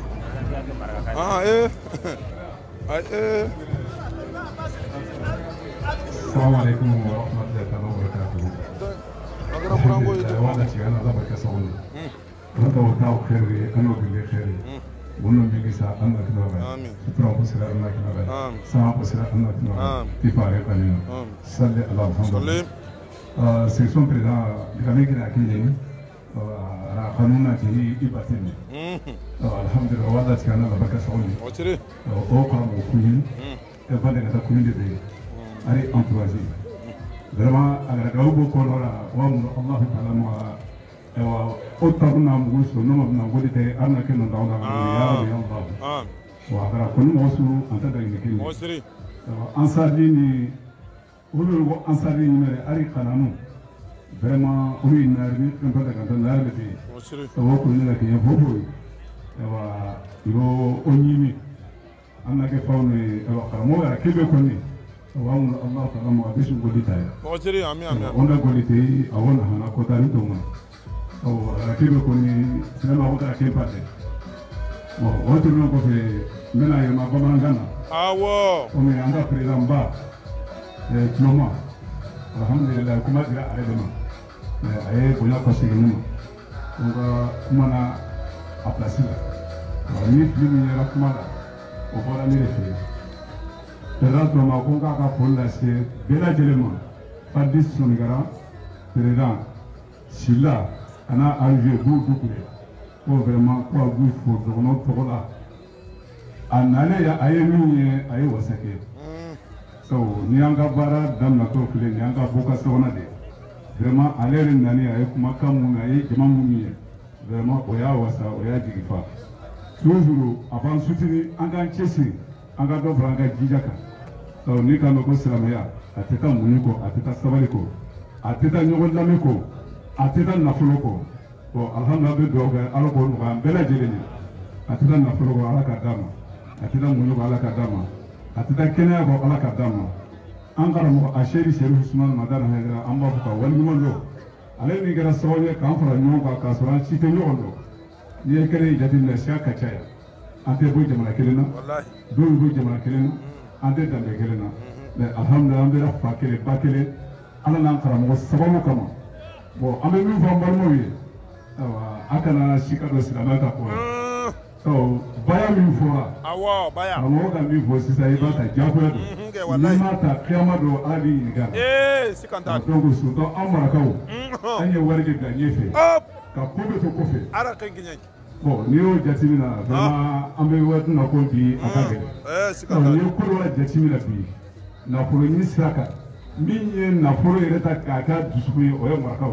de an ye diinɛ ta kɔfɛ an kɔni vraiment an ka président tɔgɔ la ayiwa an k'an cɛsiri an ka wuli pour que laɲini bɛ se ka sabati cogoya min na ayiwa n'an ka kuma donna min na an bɛ o yafa ɲini o ma bɔ an ka président yɔrɔ a bɔra an ka yɔrɔ assalamu alaikum wa rahmatullahi wa barakatuh ana tonga ko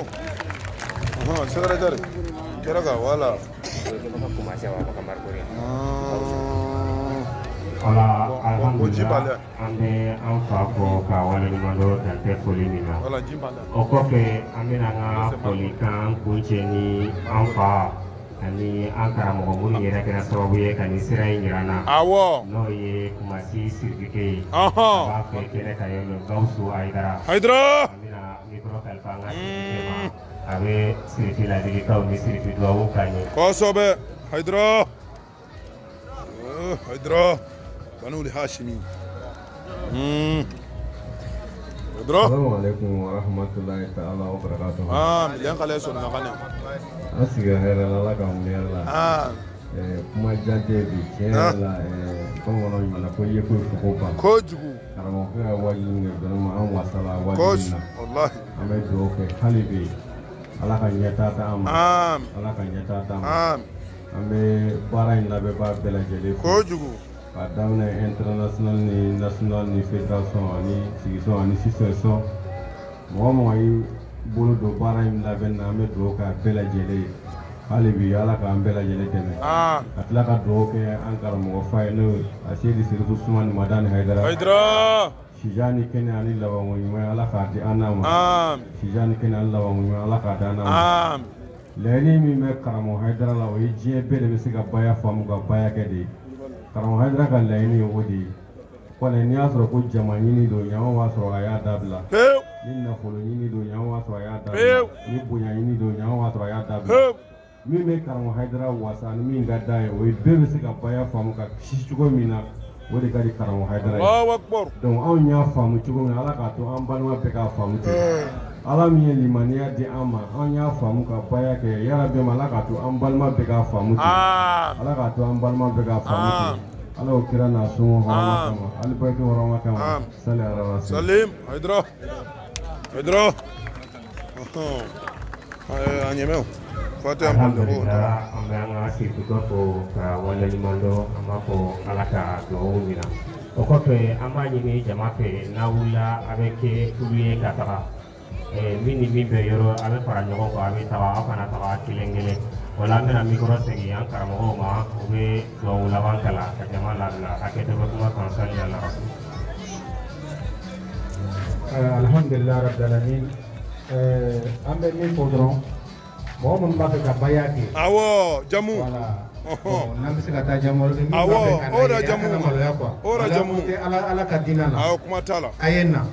an y'o de fɔ o don na ko kira sallallahu alaihi wasallam don dɔ la sigira a bɛ ka wajulu kɛ mɔgɔ saba nana wajulikɛyɔrɔ la kelen ye wajulikɛlaw yɛrɛ dɔrɔn a segira a kɔfɛ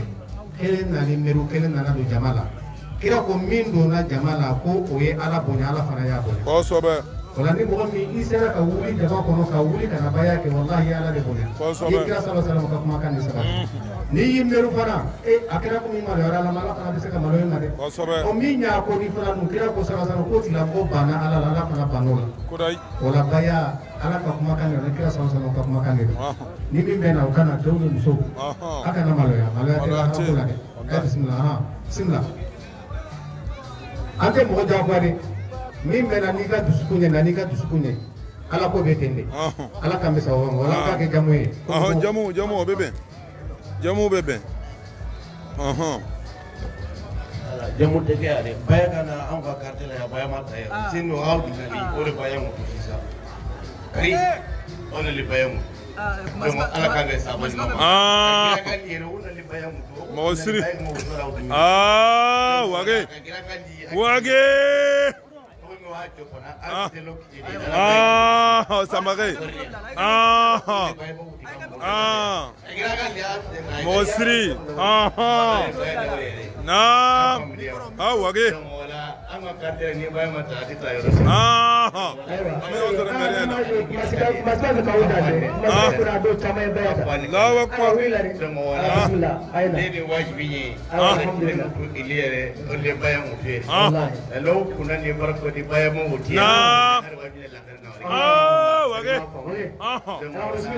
Merian Johnny Gen Chaba and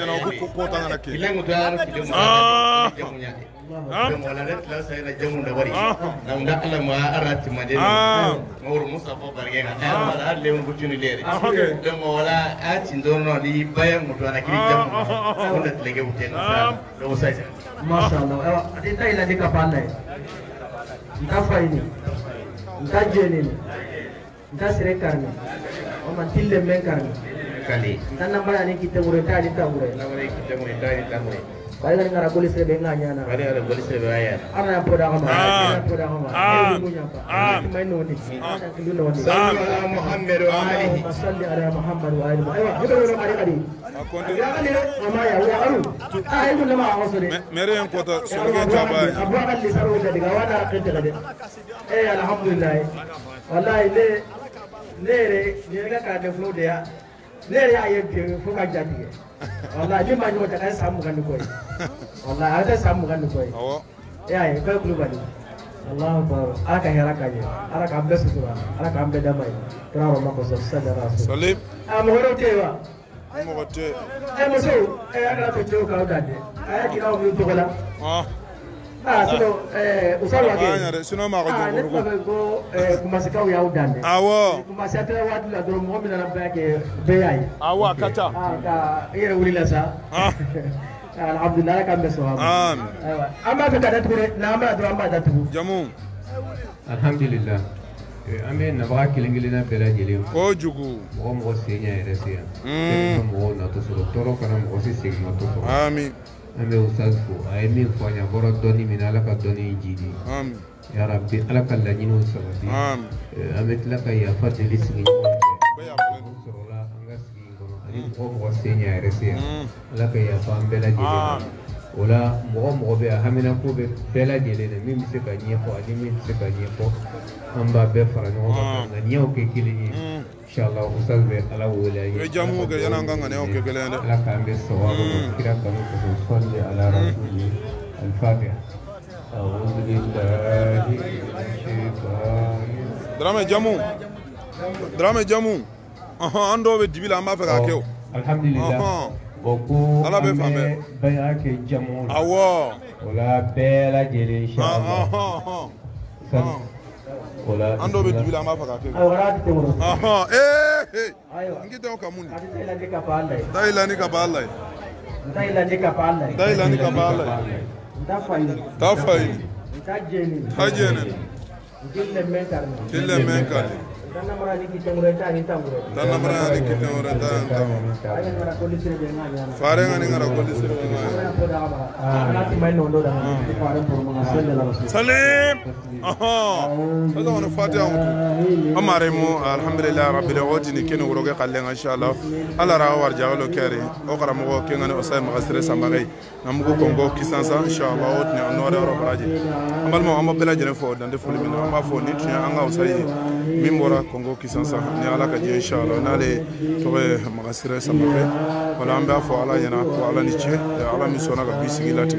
ni ala sona inshallah mercredi ankara mo mi ya Seydi Cherif Ahmed Tidiane Haidara abe chun Côte d'Ivoire ka bolo duguma ni ala ka je inshallah